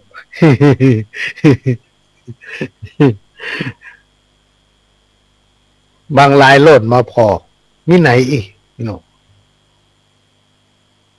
ก็อู้ก็ก้อยก็มาอู้นะอู้เขาได้ยินยังเยอะหน้าพออ๋อให้กูก็เดียวตัวใหญ่ตัวหลวงตัวต้องมันยังหุ้ยเฮ้ย อู้ดังเลยนะนาทีอู้มองได้ยินกันคน2 คนเขาก็อายเหมือนลูกเนาะพระบ้านต้นทูลหัวได้เป็นคุยแมวเขียนส่งมาฮื้อเปิ้นบอกว่าพระบ้านต้นทูลหัวพระเจ้าตัวมีบ่ไหวไปไหว้พระที่อื่นพระวัดตัวมีบ่ไหว หนีจากกองไฟไปต่ำค้อยหวังไปเปล่งแสงแมงคาตัวน้อย มันจักเปิ่งได้ดีจ้าเหมือนเต้งไข่มดตกลงวังป่าจักปิกคืนมาเป็นไปบ่ได้อันนี้เป็นว่าหนีจากกองไฟไปเปิ่งไปต่ำค้อยหวังไปเปิ่งแสงแมงคาน้อยจักแจ้งเป่งดีกาวกับเต้งไข่มดเนี่ยพี่น้องท่านผู้ฟังถ้ามันได้ตกลงไปในวังป่านะเพราะว่าเป็นไปบ่ได้ที่มันจะเด้งปิกคืนมาย่อมจะถูกป่ากินจะเลี้ยงต้องป่าไปถึงป่าละมันนึกถึงวิบากกรรมเนอะพี่น้องท่านผู้ฟังกูเตื้อกรรมได้คิดมาภาคหลังนะไปที่ไหนกับเปิ้นฟังว่าพระหลวงเกิดเป็นป่าเนี่ยวิบากกรรมมันอย่างมันนักแตะนักว่าเอาฟังแล้วงงมันนักยังได้ป่อก็ย่ำพอพระหลวงลองสังเกตพอป่ามันไม่ได้รับตามันคืนหุ่งวันค่ำว่ะ มันเหมือนมีเงื่อปิดหนังตามล้อมืนตายอยู่วันค่ำคืนหุ่งกันโเอามาลักพอมันมีแต่เว้ย ป่าไม่ได้รับตาวันค่ำคืนหุ่งมันเป็นกรรมวิบากว่ะ ไปได้ยินที่เมืองฝางเป็นฟังไปมาฟังกำลังม่วนเวลาหมดพี่น้องท่านผู้ฟังพระหลวงก็จะขอนำรายการจากพี่น้องท่านผู้ฟังไปก่อนมีคนโทรถามมาทำว่ารายการของพระหลวงมีวันอะไรอย่างพ่องวันเสาร์4 โมงถึง 6 โมงแมลงวันอาทิตย์บ่ายโมงถึงบ่าย3วันจันทร์2 ทุ่มครึ่งถึง5 ทุ่มวันพฤหัสวัน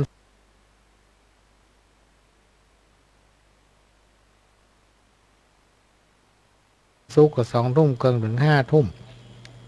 ทางสถานีวิทยุแห่งนี้เวลาหมดเวลาพระหลวงจะขอนำรายการ